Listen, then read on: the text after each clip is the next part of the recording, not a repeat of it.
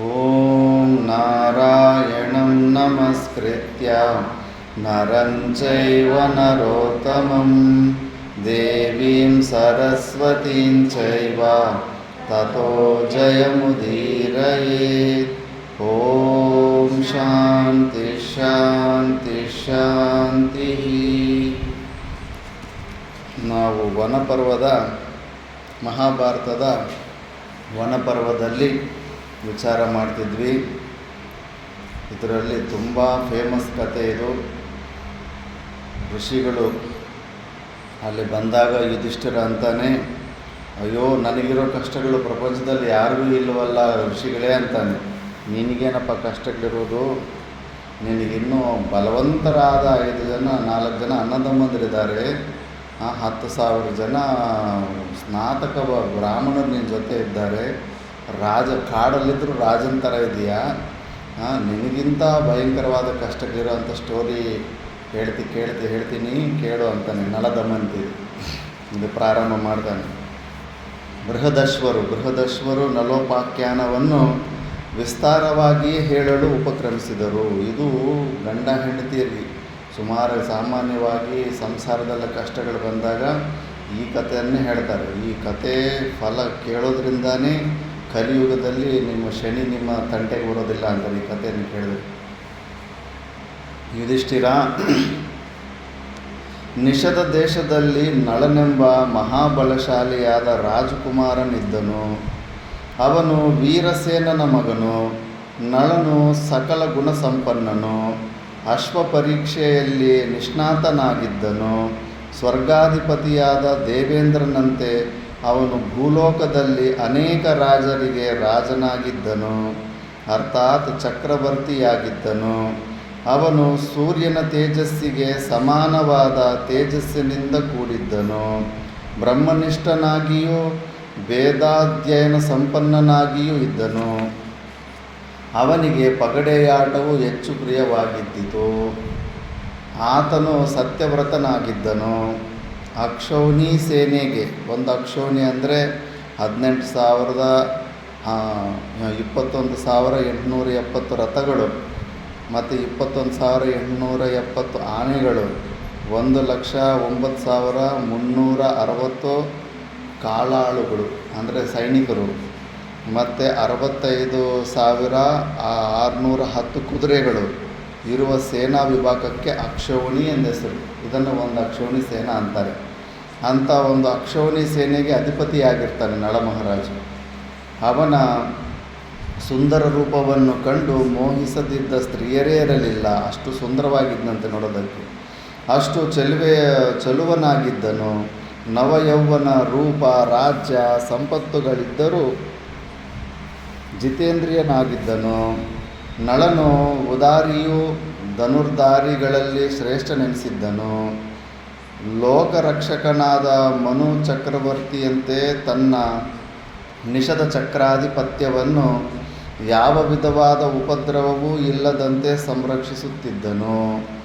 ಅದೇ ಕಾಲದಲ್ಲಿ ವಿದರ್ಭ ದೇಶದಲ್ಲಿ ಭೀಮನೆಂಬ ರಾಜನು ರಾಜ್ಯವಾಳುತ್ತಿದ್ದನು. ಅವನು ಕೂಡ ಮಹಾಪರಾಕ್ರಮಿಯಾಗಿಯೂ ಸರ್ವಗುಣ ಸಂಪನ್ನನಾಗಿಯೂ ಪ್ರಜೆಗಳ ಪ್ರೀತಿಗೆ ಪಾತ್ರನಾಗಿಯೂ ಇದ್ದನು. ಆದರೆ ಅವನಿಗೆ ಮಕ್ಕಳಿರಲಿಲ್ಲ. ಪುತ್ರರನ್ನು ಪಡೆಯಲು ಅನೇಕ ವಿಧವಾದ ವ್ರತಾನುಷ್ಠಾನಗಳನ್ನು ಮಾಡಿದನು. ಅವನು ಮಾಡಿದ ತಪಸ್ಸಿನ ಫಲವೋ ಎಂಬಂತೆ ಒಂದಾನೊಂದು ದಿನ ದಮರೆಂಬ ಮಹರ್ಷಿಗಳು ಭೀಮರಾಜನ ಅರಮನೆಗೆ ಬಂದರು. ಬಂದ ಮಹರ್ಷಿಗಳಿಗೆ ಪ್ರಜಾಕಾಮನಾದ ಭೀಮರಾಜನು ಅರ್ಘ್ಯ, ಪಾದ್ಯ, ಆಚಮನೀಯ, ಮಧುಪರ್ಕಾದಿಗಳನ್ನು ಯಥಾವಿಧಿಯಾಗಿ ಸಮರ್ಪಿಸಿ ತನ್ನ ಪತ್ನಿಯಿಂದೊಡಗೂಡಿ ಆದರದಿಂದ ಅವರನ್ನು ಸತ್ಕರಿಸಿದನು. ರಾಜದಂಪತಿಗಳ ಸತ್ಕಾರದಿಂದ ಸುಪ್ರೀತರಾದ ಮಹರ್ಷಿಗಳು ತ್ರಿಲೋಕ ಸುಂದರಿಯಾದ ಕನ್ಯಾರತ್ನವನ್ನು ಮತ್ತು 3 ಗಂಡು ಮಕ್ಕಳನ್ನು ಪಡೆಯುವಂತೆ ದಂಪತಿಗಳಿಗೆ ಅನುಗ್ರಹಿಸಿದರು. ಮಹರ್ಷಿಗಳ ಅನುಗ್ರಹದಂತೆ ಭೀಮರಾಜನಿಗೆ ಅನುಪಮ ರೂಪ ಸೌಂದರ್ಯವುಳ್ಳ ಒಂದು ಹೆಣ್ಣು ಮಗುವು, ರಾಜಲಕ್ಷಣ ಸಂಪನ್ನರಾದ 3 ಗಂಡು ಮಕ್ಕಳು ಅನುಕ್ರಮವಾಗಿ ಜನಿಸಿದರು. ಮಕ್ಕಳಾಗುವಂತೆ ಅನುಗ್ರಹ ಮಾಡಿದ ದಮ ಮಹರ್ಷಿಗಳಿಗೆ ಕೃತಜ್ಞತೆಯನ್ನು ವ್ಯಕ್ತಪಡಿಸುವ ಸಲುವಾಗಿ ಭೀಮರಾಜನು ಆ ಮಕ್ಕಳೆಲ್ಲರಿಗೂ ದಮಯಂತಿ, ದಮದಾಂತ, ದಮನ ಎಂದೇ ನಾಮಕರಣ ಮಾಡಿದನು. ಕಾಲಾನಂತರದಲ್ಲಿ ಆ ಮೂವರು ರಾಜಕುಮಾರರು ಮಹಾಪರಾಕ್ರಮಿಗಳು, ನೀತಿಶಾಸ್ತ್ರ ವಿಶಾರದರು ಆದರು.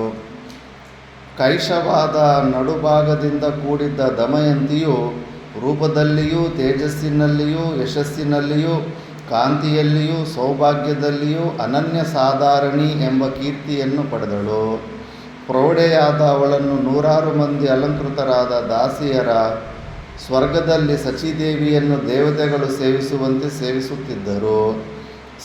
ಸಾಲಂಕೃತರಾದ ಆ ದಾಸಿಯರ ಮಧ್ಯದಲ್ಲಿ ಕೇವಲ ರೂಪದಿಂದಲೇ ಎಲ್ಲರನ್ನೂ ಮುಕ್ತಗೊಳಿಸುವ ದಮಯಂತಿಯು ಅತ್ಯಮೋಘವಾದ ರಾಜಯೋಗ್ಯವಾದ ವಸ್ತ್ರಾಭರಣಗಳನ್ನು ಧರಿಸಿ ಮೋಡದ ಮಧ್ಯದಿಂದ ಕ್ಷಣಕ್ಕೂ ಹೊರಬೀಳುವ ಮಿಂಚಿನಂತೆ ಪ್ರಕಾಶಿಸುತ್ತಿದ್ದಳು. ವಿಶಾಲಾಕ್ಷಿಯಾದ ದಮಯಂತಿಯ ರೂಪವು ನಿಶ್ಚಯವಾಗಿಯೂ ಮಹಾಲಕ್ಷ್ಮಿಗೆ ಅನುರೂಪವಾಗಿದ್ದಿತು. ಯುಧಿಷ್ಠಿರ, ದೇವತೆಗಳಲ್ಲಿಯೇ ಆಗಲಿ, ಯಕ್ಷರಲ್ಲಿಯೇ ಆಗಲಿ ಅಥವಾ ಮನುಷ್ಯರಲ್ಲಿಯೇ ಆಗಲಿ ದಮಯಂತಿಗೆ ಸಮಾನವಾದ ರೂಪಲಾವಣ್ಯಗಳುಳ್ಳ ಮತ್ತೊಬ್ಬ ಸ್ತ್ರೀಯು ಹಿಂದೆ ಇದ್ದಳೆಂಬುದನ್ನು ಯಾರೂ ಕೇಳಿಯೂ ಇರಲಿಲ್ಲ, ನೋಡಿಯೂ ಇರಲಿಲ್ಲ. ಅವಳ ದರ್ಶನ ಮಾತ್ರದಿಂದ ದೇವತೆಗಳ ಅಂತಃಕರಣವು ಆನಂದ ಪರವಶವಾಗುತ್ತಿತ್ತೆಂದರೆ ಅವಳ ರೂಪಾತಿಶಯವೆಷ್ಟಿರಬಹುದೆಂಬುದನ್ನು ನೀನೇ ಯೋಚಿಸಬಹುದಾಗಿದೆ. ಯುಧಿಷ್ಠಿರ, ಈ ಹಿಂದೆ ಹೇಳಿದಂತೆ ನಳನು ಅನುಪಮ ರೂಪ ಸಂಪತ್ತಿನಿಂದ ಕೂಡಿದವನಾಗಿದ್ದನು. ಅವನಿಗೆ ಸದೃಶವಾದ ರೂಪವುಳ್ಳವರು ತ್ರಿಭುವನಗಳಲ್ಲಿಯೂ ಯಾರೂ ಇರಲಿಲ್ಲ. ಅವನ ರೂಪದ ವಿಷಯವಾಗಿ ಹೆಚ್ಚೇನು ಹೇಳಲಿ? ಸಾಕ್ಷಾತ್ ಮನ್ಮಥನೇ ಭೂಮಿಯಲ್ಲಿ అవతరిಸಿವನೋ. మీరు మనసులో చదువుకోవాలరా, సౌండ్ రాకూడదు, మైండ్లోనే చదువుకోవాలి. ಅವನು ರೂಪದ ವಿಷಯವಾಗಿ ಹೆಚ್ಚೇನು ಹೇಳಲಿ? ಸಾಕ್ಷಾತ್ ಮನ್ಮಥನೇ ಭೂಮಿಯಲ್ಲಿ ಅವತರಿಸುವನೋ ಎಂಬ ಭ್ರಾಂತಿಯು ಅವನನ್ನು ನೋಡಿದವರಿಗೆ ಉಂಟಾಗುತ್ತಿದ್ದಿತು. ನಲದಮಯಂತಿಯರ ಅನುಪಮ ಸೌಂದರ್ಯವು ಲೋಕವಿಖ್ಯಾತವಾಯಿತು. ನಿಷದ ದೇಶದ ಗುಪ್ತಚಾರರು ದಮಯಂತಿಯ ಸೌಂದರ್ಯಾತಿಶಯವನ್ನು ನಲನ ಮುಂದೆ ವರ್ಣನೆ ಮಾಡುತ್ತಿದ್ದರು. ಅಂತೆಯೇ ವಿದರ್ಭ ದೇಶದ ರಾಜದೂತರು ನಲನ ಮೋಹನ ರೂಪವನ್ನು ದಮಯಂತಿಯ ಮುಂದೆ ವರ್ಣನೆ ಮಾಡುತ್ತಿದ್ದರು. ಪರಸ್ಪರ ರೂಪ ಲಾವಣ್ಯಗಳ ವರ್ಣನೆಯನ್ನು ಅನೇಕ ಬಾರಿ ತಮ್ಮ ಸೇವಕರಿಂದಲೂ ಗೂಢಚಾರರಿಂದಲೂ ಕೇಳಿದ ನಲದಮಯಂತಿಯರ ಹೃದಯಗಳಲ್ಲಿ ಪರಸ್ಪರ ಪ್ರೇಮವು ಅಂಕುರಿಸಿತು. ಪ್ರತ್ಯಕ್ಷ ದರ್ಶನವಿಲ್ಲದಿದ್ದರೂ ಪರಸ್ಪರ ರೂಪ ಲಾವಣ್ಯಗಳ ಶ್ರವಣ ಮಾತ್ರದಿಂದಲೇ ಹೃದಯದಲ್ಲಿ ಅಂಕುರಿಸಿದ್ದ ಪ್ರೇಮವು ಕಾಲಕ್ರಮದಲ್ಲಿ ಬೇರೂರಿ ಬೆಳೆಯತೊಡಗಿತು. ಮಾನವನಿಗೆ ಕಾಮವನ್ನೇ ಆಗಲಿ ಕ್ರೋಧವನ್ನೇ ಆಗಲಿ ಹೃದಯದಲ್ಲೇ ಹೆಚ್ಚು ಕಾಲ ಹುದುಗಿಸಿಟ್ಟುಕೊಳ್ಳಲು ಸಾಧ್ಯವಾಗುವುದಿಲ್ಲ. ಆದುದರಿಂದಲೇ ಅವುಗಳನ್ನು ಕಾಮಾಗ್ನಿ, ಕೋಪಾಗ್ನಿ ಎಂದು ಕರೆಯುತ್ತಾರೆ. ಕಾಮಕ್ರೋಧಗಳು ಅಗ್ನಿಗೆ ಸಮಾನವಾದವು. ಇವುಗಳ ವ್ಯಾಪ್ತಿಯು ಹೆಚ್ಚಿದಂತೆಲ್ಲ ಸಾಕ್ಷಾತ್ ಅಗ್ನಿಯಂತೆಯೇ ಮಾನವನನ್ನು ದಹಿಸಿಬಿಡುತ್ತವೆ. ನಲನಿಗೂ ಕಾಮಾಗ್ನಿಯ ಬಾಧೆಯು ಹೆಚ್ಚಿತು. ಹೃದಯದಲ್ಲಿಯೇ ಅಡಗಿದ್ದ ಕಾಮಾಗ್ನಿಯನ್ನು ಉಡುಗಿಸಲು ಅಸಮರ್ಥನಾದನು. ದಮಯಂತಿಯ ರೂಪ ಲಾವಣ್ಯಗಳನ್ನೇ ನೆನೆಯುತ್ತಾ ತನ್ನ ಅರಮನೆಯ ಪಕ್ಕದಲ್ಲಿದ್ದ ಸುಂದರವಾದ ಉದ್ಯಾನವನದಲ್ಲಿ ಏಕಾಕಿಯಾಗಿ ಅಲೆದಾಡುತ್ತಿದ್ದನು. ಆ ಸಮಯಕ್ಕೆ ಸರಿಯಾಗಿ ಸ್ವರ್ಣಮಯವಾದ ರೆಕ್ಕೆಗಳಿದ್ದ ಸುಂದರವಾದ ರಾಜಹಂಸಗಳು ಎಲ್ಲಿಂದಲೋ ಹಾರುತ್ತಾ ಬಂದು ನಳನಿದ್ದ ಉದ್ಯಾನವನಕ್ಕೆ ಬಂದು ವಿಹರಿಸುತ್ತಿದ್ದವು. ಹಂಸ ಪಕ್ಷಿಗಳ ಸಮೂಹದಲ್ಲಿದ್ದ ಒಂದು ರಾಜಹಂಸವು ಸಾಧಾರಣವಾದ ಹಂಸವಾಗಿರಲಿಲ್ಲ. ಅದಕ್ಕೆ ಮನುಷ್ಯರಂತೆಯೇ ಮಾತನಾಡುವ ಸಾಮರ್ಥ್ಯವಿದ್ದಿತು. ನಳನು ರಾಜಹಂಸವನ್ನು ಹಿಡಿದೊಡನೆಯೇ ಆ ಪಕ್ಷಿಯು ರಾಜನನ್ನು ಕುರಿತು ಮೇಲುದನಿಯಿಂದ ಹೇಳಿತು, ನಲ ಮಹಾರಾಜ, ನನ್ನನ್ನು ನೀನು ಕೊಂದು ಬಿಡಬೇಡ. ನನ್ನನ್ನು ಪ್ರಾಣಸಹಿತವಾಗಿ ಬಿಟ್ಟೆಯಾದರೆ ನಿನಗೆ ಇಷ್ಟವಾದ ಕಾರ್ಯವೊಂದನ್ನು ಮಾಡಿಕೊಡುವೆನು. ನಲನು ಮಂದಸ್ಮಿತನಾಗಿ ಮತ್ತು ಆಶ್ಚರ್ಯಭರಿತನಾಗಿ ಕುತೂಹಲದಿಂದ ರಾಜಹಂಸವನ್ನು ಎಡಗೈಯಲ್ಲಿ ಹಿಡಿದು ಬಲಗೈಯಿಂದ ಅದನ್ನು ಸವರುತ್ತಾ ಅದರ ಬಾಯನ್ನೇ ದಿಟ್ಟಿಸಿ ನೋಡುತ್ತಿದ್ದನು. ರಾಜಹಂಸವು ಮುಂದುವರೆದು ಹೇಳಿತು, ನಿಷಧರಾಜ, ನೀನು ನನ್ನನ್ನು ಈಗಲೇ ಬಿಟ್ಟರೆ ನಿನ್ನ ಹೃನ್ಮಂದಿರವನ್ನು ಆಕ್ರಮಿಸಿರುವ ದಮಯಂತಿಯ ಬಳಿಗೆ ಕೂಡಲೇ ಹೋಗಿ ನಿನ್ನ ವಿಷಯಗಳೆಲ್ಲವನ್ನೂ ಹೇಳಿ ಅವಳು ನಿನ್ನನ್ನಲ್ಲದೆ ಬೇರೆ ಯಾರನ್ನು ಮದುವೆಯಾಗದಂತೆ ಮಾಡುವೆನು. ನಲನು ರಾಜಹಂಸವನ್ನು ಕೊಲ್ಲುವ ಸಲುವಾಗಿ ಹಿಡಿದವನಲ್ಲ. ವಿರಹಿಯಾಗಿದ್ದ ಅವನಿಗೆ ಸುಂದರವಾದ ಸ್ವರ್ಣದ ಕಾಂತಿಯಿಂದ ಕೂಡಿದ್ದ ಹಂಸವನ್ನು ಹಿಡಿದುಕೊಳ್ಳಬೇಕೆನಿಸಿತು. ಹೀಗಿರುವಾಗ ದಮಯಂತಿಗೆ ತನ್ನ ವಿಷಯವನ್ನು ಹೇಳುವೆನೆಂದು, ದಮಯಂತಿಯು ತನ್ನನ್ನು ಬಿಟ್ಟು ಮತ್ತೊಬ್ಬರನ್ನು ಮದುವೆಯಾಗದಂತೆ ಮಾಡುವೆನೆಂದು ಹೇಳಿದ ಮೇಲೆ ರಾಜಹಂಸವನ್ನು ಕೊಳ್ಳುವನೇ? ಅತ್ಯಾನಂದದಿಂದ ರಾಜಹಂಸವನ್ನು ಅಂತರಿಕ್ಷದ ಕಡೆಗೆ ಹಾರಿಬಿಟ್ಟನು. ಅದರೊಡನೆಯೇ ಇತರ ರಾಜಹಂಸಗಳು ಹಾರಿ ಹೋದವು. ಕೆಲವು ದಿನಗಳಲ್ಲಿಯೇ ವಿದರ್ಭ ದೇಶಕ್ಕೆ ಹಾರಿ ಬಂದ ಆ ರಾಜಹಂಸಗಳು ದಮಯಂತಿಯ ಸಖಿಯರೊಡನೆ ವಿಹರಿಸುತ್ತಿದ್ದ ಉದ್ಯಾನವನದ ವೃಕ್ಷಗಳ ಮೇಲೆ ಕುಳಿತುಕೊಂಡವು. ಚಿನ್ನದ ರೆಕ್ಕೆಗಳಿದ್ದ ಆ ಸುಂದರವಾದ ರಾಜಹಂಸಗಳನ್ನು ನೋಡಿದೊಡನೆಯೇ ದಮಯಂತಿಗೆ ಅವುಗಳನ್ನು ಹಿಡಿದುಕೊಳ್ಳಬೇಕೆಂಬ ಆಶೆ ಉಂಟಾಯಿತು. ಸುಖಿಯರಿಂದೊಡಗೂಡಿ ದಮಯಂತಿಯು ರಾಜಹಂಸಗಳನ್ನು ಹಿಡಿಯಲು ಅವಸರದಿಂದ ಬರುತ್ತಿದ್ದುದನ್ನು ಕಂಡು ಪಕ್ಷಿಗಳೆಲ್ಲವೂ ಆ ಪ್ರಮದಾವನದ 4 ದಿಕ್ಕುಗಳಿಗೂ ಹಾರಿಬಿಟ್ಟವು. ಒಂದು ಪಕ್ಷಿಯೂ ಅವರ ಕೈಗೆ ಸಿಕ್ಕಲಿಲ್ಲ. ಆದರೆ ಸಿಕ್ಕದೆ ದೂರಕ್ಕೆ ಹೋಗಲಿಲ್ಲ. ಸಿಕ್ಕಿಯೂ ಸಿಕ್ಕದ ರೀತಿಯಲ್ಲಿ ಮೆಲ್ಲನೆ ಹಾರು ಹೋಗುತ್ತಿದ್ದವು. ದಮಯಂತಿಯು ಒಂದು ರಾಜಹಂಸವನ್ನು ಅನುಸರಿಸಿ ನಡೆದಳು. ಆ ರಾಜಹಂಸವು ಒಂದು ಗಿಡದ ಮೇಲೆ ಕ್ಷಣಕಾಲ ಕುಳಿತುಕೊಂಡು ದಮಯಂತಿ ಹತ್ತಿರಕ್ಕೆ ಬಂದೊಡನೆ ಮತ್ತೊಂದು ಗಿಡಕ್ಕೆ ಹಾರಿ ಹೋಗುತ್ತಾ ದಮಯಂತಿಯನ್ನು ಬಹಳ ದೂರವರೆಗೂ ಕರೆದೊಯ್ದಿತ್ತು. ಅವಳ ಸಖಿಯರಲ್ಲಿ ಒಬ್ಬೊಬ್ಬರೂ ಒಂದೊಂದು ಪಕ್ಷಿಯನ್ನು ಅನುಸರಿಸಿ ಹೋಗಿದ್ದುದರಿಂದ ದಮಯಂತಿಯು ಏಕಾಕಿನಿ ಆದಳು. ನಿರ್ಜನವಾದ ಪ್ರದೇಶಕ್ಕೆ ದಮಯಂತಿಯನ್ನು ಒಯ್ದ ನಂತರ ರಾಜಹಂಸವು ದಮಯಂತಿಯ ಕೈಗೆ ಸಿಕ್ಕಿ ತನ್ನನ್ನು ಆದರದಿಂದ ಮುದ್ದಾಡುತ್ತಿದ್ದ ದಮಯಂತಿಯನ್ನು ಕುರಿತು ಹೇಳಿತು, ರಾಜಪುತ್ರಿಯೇ, ನಿಷಧ ದೇಶದಲ್ಲಿ ನಳನೆಂಬ ರಾಜನೊಬ್ಬನಿದ್ದಾನೆ. ಅವನು ಅಶ್ವಿನಿ ದೇವತೆಗಳ ರೂಪಕ್ಕೆ ಸಮಾನವಾದ ರೂಪವುಳ್ಳವನಾಗಿರುವನು. ಅವನಿಗೆ ಸಮಾನವಾದ ರೂಪ ಲಾವಣ್ಯವುಳ್ಳವನು ಭೂವಲಯದಲ್ಲಿಯೇ ಮತ್ತಾರೂ ಇರುವುದಿಲ್ಲ. ನಾನು ಹೆಚ್ಚೇನು ಹೇಳಲಿ ರಾಜಕುಮಾರಿ, ನಳನು ಭೂಮಿಯಲ್ಲಿ ಮೂರ್ತಿಮತ್ತಾಗಿ ಅವತರಿಸಿರುವ ಮನ್ಮಥನಂತೆಯೇ ಇದ್ದಾನೆ. ನೀನು ಅನುಪಮವಾದ ರೂಪ ಲಾವಣ್ಯಗಳುಳ್ಳವಳಾಗಿರುವೆ. ನಿನ್ನ ರೂಪವು ರತೀದೇವಿಯ ರೂಪಕ್ಕೆ ಅನುರೂಪವಾಗಿಯೇ ಇದೆ. ನೀನೇನಾದರೂ ನಳನ ಅರ್ಧಾಂಗಿಯಾದಲ್ಲಿ ಆಗ ನಿನ್ನ ಜನ್ಮವು ನಿನ್ನ ರೂಪವು ಸಾರ್ಥಕವಾದಂತಾಗುವುದು. ನಾವು ಅನೇಕ ದೇಶಗಳಲ್ಲಿ ಸಂಚರಿಸುತ್ತಿರುತ್ತೇವೆ. ನಾವು ಗಂಧರ್ವರನ್ನು, ಯಕ್ಷರನ್ನು, ನಾಗದೇವತೆಗಳನ್ನು, ರಾಕ್ಷಸರನ್ನು, ಮಾನವರನ್ನು ಸಾವಿರಾರು ಸಂಖ್ಯೆಯಲ್ಲಿ ನೋಡಿದ್ದೇವೆ. ಆದರೆ ಅನುಪಮವಾದ ರೂಪ ಸಂಪತ್ತಿನಿಂದ ಕೂಡಿರುವ ನಳನಿಗೆ ಸದೃಶನಾದವನನ್ನು ನಾವಿದುವರೆಗೂ ಕಂಡಿರುವುದಿಲ್ಲ. ನಳನು ಹೇಗೆ ಮಾನವರಲ್ಲಿ ತನ್ನ ರೂಪದಿಂದಲೂ ಗುಣಾತಿಶಯಗಳಿಂದಲೂ ರತ್ನಪ್ರಾಯನಾಗಿ ವಿಜೃಂಭಿಸುತ್ತಿರುವನೋ, ಹಾಗೆಯೇ ನೀನು ಪ್ರಪಂಚದಲ್ಲಿರುವ ಸ್ತ್ರೀಯರಲ್ಲಿಯೇ ರತ್ನಪ್ರಾಯಳಾಗಿರುವೆ. ವಿಶಿಷ್ಟ ರೂಪ ಲಾವಣ್ಯವುಳ್ಳವಳಿಗೆ ವಿಶಿಷ್ಟ ರೂಪ ಲಾವಣ್ಯವುಳ್ಳವಳೊಡನೆ ಪ್ರಾಪ್ತವಾಗುವ ಸಮಾಗಮವು ಉತ್ತಮ ಫಲದಾಯಕವು ಎಂದು ಹಿರಿಯರು ಹೇಳುತ್ತಾರೆ. ಆದುದರಿಂದ ನೀನು ನಳನನ್ನು ಸೇರುವುದು ಯುಕ್ತವಾಗಿದೆ. ದಮಯಂತಿಗೆ ಆ ಪಕ್ಷಿಯ ಮಾತುಗಳನ್ನು ಕೇಳಿ ಮಹಾನಂದವಾಯಿತು. ಪಕ್ಷಿಯನ್ನು ಪದೇ ಪದೇ ಚುಂಬಿಸುತ್ತಾ ಹೇಳಿದಳು, ನೀನು ನನ್ನೊಡನೆ ನಳನ ವಿಷಯವಾಗಿ ಹೇಳಿ ನನ್ನ ಮನಸ್ಸನ್ನು ನಳನಲ್ಲಿ ವಿಲೀನಗೊಳಿಸದಂತೆಯೇ ನನ್ನ ವಿಷಯವನ್ನು ನಳನೊಡನೆ ಹೇಳಿ ಅವನಿಗೆ ನನ್ನ ಮೇಲೆ ಅನುರಾಗ ಉಂಟಾಗುವಂತೆ ಮಾಡಲಾರೆಯಾ? ಹಾಗಲಿ, ನೀನು ಹೇಳಿದಂತೆಯೇ ಮಾಡುವೆನು ರಾಜಕುಮಾರಿ. ದಮಯಂತಿಯು ಮತ್ತೊಮ್ಮೆ ಪಕ್ಷಿಯನ್ನು ಚುಂಬಿಸಿ ಆಕಾಶಕ್ಕೆ ಹಾರಿಸಿದಳು. ರಾಜಹಂಸವು ನಿಷಧ ರಾಜ್ಯದ ಕಡೆಗೆ ಹಾರಿ ಹೋಯಿತು. ಹಂಸವು ನಿಷಧ ರಾಜ್ಯಕ್ಕೆ ಮತ್ತೆ ಬಂದು ನಳನಿಗೆ ಎಲ್ಲವನ್ನೂ ಹೇಳಿತು. ಬೃಹದಶ್ವರು ನಲೋಪಾಖ್ಯಾನವನ್ನು ಮುಂದುವರಿಸುತ್ತಾ ಹೇಳ್ತಾರೆ, ಧರ್ಮರಾಜ, ದಮಯಂತಿಯು ರಾಜಹಂಸದಿಂದ ನಳರಾಜನ ರೂಪ ಲಾವಣ್ಯಗಳನ್ನು ಕೇಳಿದಂದಿನಿಂದ ಸರ್ವದಾ ನಳನನ್ನೇ ಚಿಂತಿಸಿ ತೊಡಗಿದಳು. ಅವಳ ಮನಸ್ಸಿಗೆ ಶಾಂತಿ ಎಂಬುದೇ ಇಲ್ಲವಾಯಿತು. ಯಾರ ಸಹವಾಸವೂ ಬೇಡವಾಯಿತು. ಏಕಾಂಗಿಯಾಗಿ ಕುಳಿತು ನಳನನ್ನು ಎಂದೂ ನೋಡಿಯೇನು, ಅವನನ್ನು ಸೇರುವುದೆಂತು, ಅವನು ನನ್ನನ್ನು ಪ್ರೀತಿಸುವನೇ ಮುಂತಾಗಿ ಅನೇಕ ವಿಧವಾಗಿ ಚಿಂತಿಸತೊಡಗಿದಳು. ಅವಳಿಗೆ ಅನ್ನಾಹಾರಗಳು ಬೇಡವಾದವು. ಅದರಿಂದಾಗಿ ಅವಳ ಮುಖವು ಕಳೆಗುಂದಿತು, ಶರೀರವು ಕೃಶವಾಯಿತು. ಕಾಮಾಗ್ನಿಯ ತಾಪದಿಂದ ಬಹುವಾಗಿ ಪರಿತಪಿಸುತ್ತಿದ್ದಳು. ಒಮ್ಮೆ ಆಕಾಶದ ಕಡೆಗೆ ದಿಟ್ಟಿಸಿ ನೋಡುವಳು, ಒಮ್ಮೆ ನಳನನ್ನೇ ಧ್ಯಾನ ಮಾಡುತ್ತಾ ಕಣ್ಮುಚ್ಚಿ ಕುಳಿತುಕೊಳ್ಳುವಳು, ಮತ್ತೊಮ್ಮೆ ಉನ್ಮತ್ತೆಯಂತೆ ಗಹಗಹಿಸಿ ನಗುವಳು.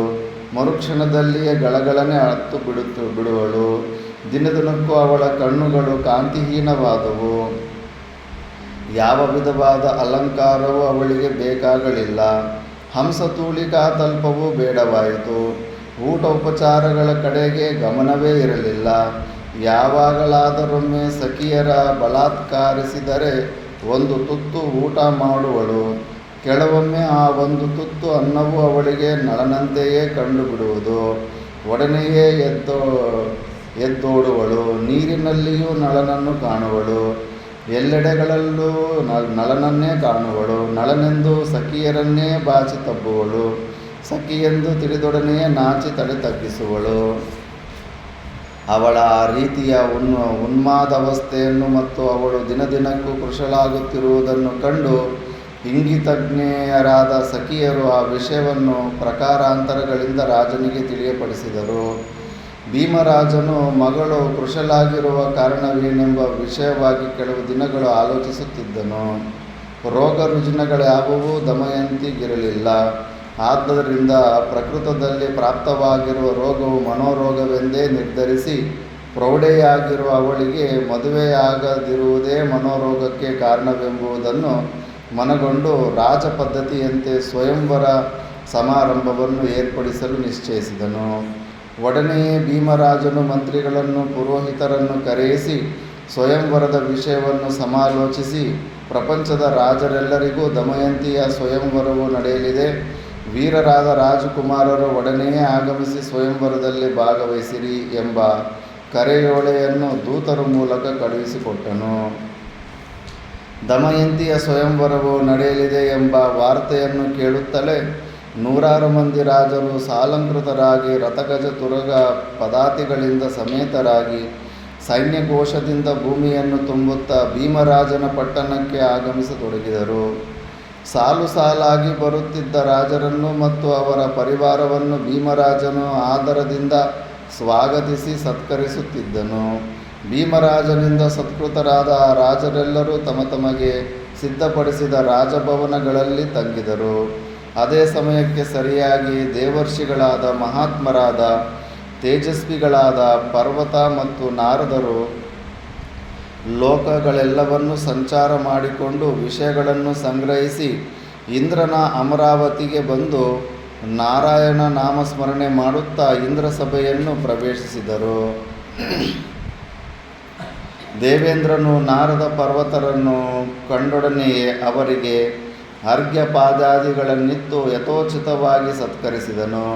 ಮಹರ್ಷಿಗಳಿಬ್ಬರೂ ಆತಿಥ್ಯವನ್ನು ಸ್ವೀಕರಿಸಿ ಸುಖಾಸನದಲ್ಲಿ ಕುಳಿತ ನಂತರ ಇಂದ್ರನು ಮಹರ್ಷಿಗಳ ಕುಶಲವನ್ನು, ಅವರು ಸಂಚರಿಸಿದ ಪ್ರದೇಶಗಳ ಯೋಗಕ್ಷೇಮವನ್ನು ವಿಚಾರಿಸಿದನು. ಅದಕ್ಕೆ ಉತ್ತರವಾಗಿ ನಾರದರು ಹೇಳಿದರು, ಮಹೇಂದ್ರ, ನಾವು ಕ್ಷೇಮದಿಂದಿದ್ದೇವೆ. ಭೂಲೋಕದಲ್ಲಿರುವ ರಾಜರೆಲ್ಲರೂ ಕ್ಷೇಮದಿಂದಿದ್ದಾರೆ. ನಾರದರೆ, ಭೂಮಿಯಲ್ಲಿರುವ ಯಾವ ರಾಜನು ಶತ್ರುಗಳೊಡನೆ ಹೋರಾಡುವಾಗ ಪ್ರಾಣದಾಸೆಯನ್ನೇ ತೊರೆದು ಯುದ್ಧದಿಂದ ಹಿಮ್ಮೆಟ್ಟದೆ ಕಟ್ಟಕಡೆಯವರೆಗೂ ಹೋರಾಡಿ ಆಯುಧಾಘಾತದಿಂದ ಪ್ರಾಣ ಬಿಡುವನೋ ಅಂತಹವನಿಗೆ ಸಕಲ ವಿಧವಾದ ಸುಖೋಪಭೋಗಗಳಿಗೂ ನಿವಾಸ ಸ್ಥಾನವಾಗಿರುವ ಈ ನನ್ನ ಸ್ವರ್ಗವು ಸಿದ್ಧವಾಗಿರುತ್ತದೆ. ನಾನು ಸ್ವರ್ಗ ಸುಖವನ್ನು ಅನುಭವಿಸುತ್ತಿರುವಂತೆಯೇ ಅವರೂ ಸ್ವರ್ಗ ಸುಖವನ್ನು ಅನುಭವಿಸಲು ಯೋಗ್ಯರಾಗುತ್ತಾರೆ. ಆದರೆ ಮಹರ್ಷಿಗಳೇ, ಇತ್ತೀಚೆಗೆ ಅಂತಹ ಕ್ಷತ್ರಿಯರನ್ನೇ ನಾನು ಕಾಣೆನಾಗಿದ್ದೇನೆ. ಭೂಮಿಯಲ್ಲಿ ಯುದ್ಧಗಳೇ ನಡೆಯುತ್ತಿಲ್ಲವೇ? ಎಲ್ಲೆಡೆಗಳಲ್ಲಿಯೂ ಶಾಂತಿಯೇ ನೆಲೆಸಿರುವುದೇ? ದಯವಿಟ್ಟು ಹೇಳಿರಿ, ಏಕೆಂದರೆ ನಾನು ಹಿಂದೆ ಹೇಳಿದಂತೆ ಯುದ್ಧದಲ್ಲಿ ಹಿಮ್ಮೆಟ್ಟದೆ ಪ್ರಾಣ ತೊರೆದ ವೀರ ಯೋಧರು ನನ್ನ ಆತಿಥ್ಯವನ್ನು ಸ್ವೀಕರಿಸಲು ಇತ್ತೀಚೆಗೆ ಯಾರೂ ಬಂದಿರುವುದಿಲ್ಲ. ಇದಕ್ಕೆ ಕಾರಣವಾದರೂ ಏನಿರಬಹುದು ನಾರದರೆ? ಮಹೇಂದ್ರ, ಇದಕ್ಕೊಂದು ಕಾರಣವಿದೆ, ಹೇಳುವನು ಕೇಳು. ಪೃಥ್ವಿಯಲ್ಲಿರುವ ರಾಜರು ಒಬ್ಬರೊಡನೊಬ್ಬರು ಕಾದಾಡಿ ಯುದ್ಧದಲ್ಲಿ ಮಡಿದು ನಿನ್ನ ಆತಿಥ್ಯವನ್ನು ಸ್ವೀಕರಿಸುವ ಆಸಕ್ತಿಯುಳ್ಳವರಾಗಿಲ್ಲ. ಅವರ ಆಸಕ್ತಿಯು ಬೇರೊಂದು ಕಡೆ ಸೆಳೆಯಲ್ಪಟ್ಟಿರುವುದು. ವಿದರ್ಭ ದೇಶದ ಅರಸನಾದ ಭೀಮರಾಜನು ತನ್ನ ಮಗಳಾದ ದಮಯಂತಿಗೆ ಸ್ವಯಂವರ ಮಾಡಲು ನಿಶ್ಚಯಿಸಿ ಎಲ್ಲ ರಾಜರಿಗೂ ಆಹ್ವಾನವನ್ನು ಕಳಿಸಿರುವನು. ದಮಯಂತಿಯನ್ನು ಸಾಧಾರಣ ಸ್ತ್ರೀ ಎಂದು ಭಾವಿಸಬೇಡ. ಸೌಂದರ್ಯಾದಿ ದೇವತೆಯೇ ದಮಯಂತಿಯಾಗಿ ಅವತರಿಸಿರುವಳು. ಅವಳಿಗೆ ಸಮಾನವಾದ ರೂಪಲಾವಣ್ಯಗಳು ಪ್ರಪಂಚದಲ್ಲಿ ಮತ್ಯಾರಿಗೂ ಇರುವುದಿಲ್ಲ. ಅವಳ ಸ್ವಯಂವರವು ಕೆಲವು ದಿನಗಳೊಳಗಾಗಿಯೇ ನಡೆಯಲಿದೆ.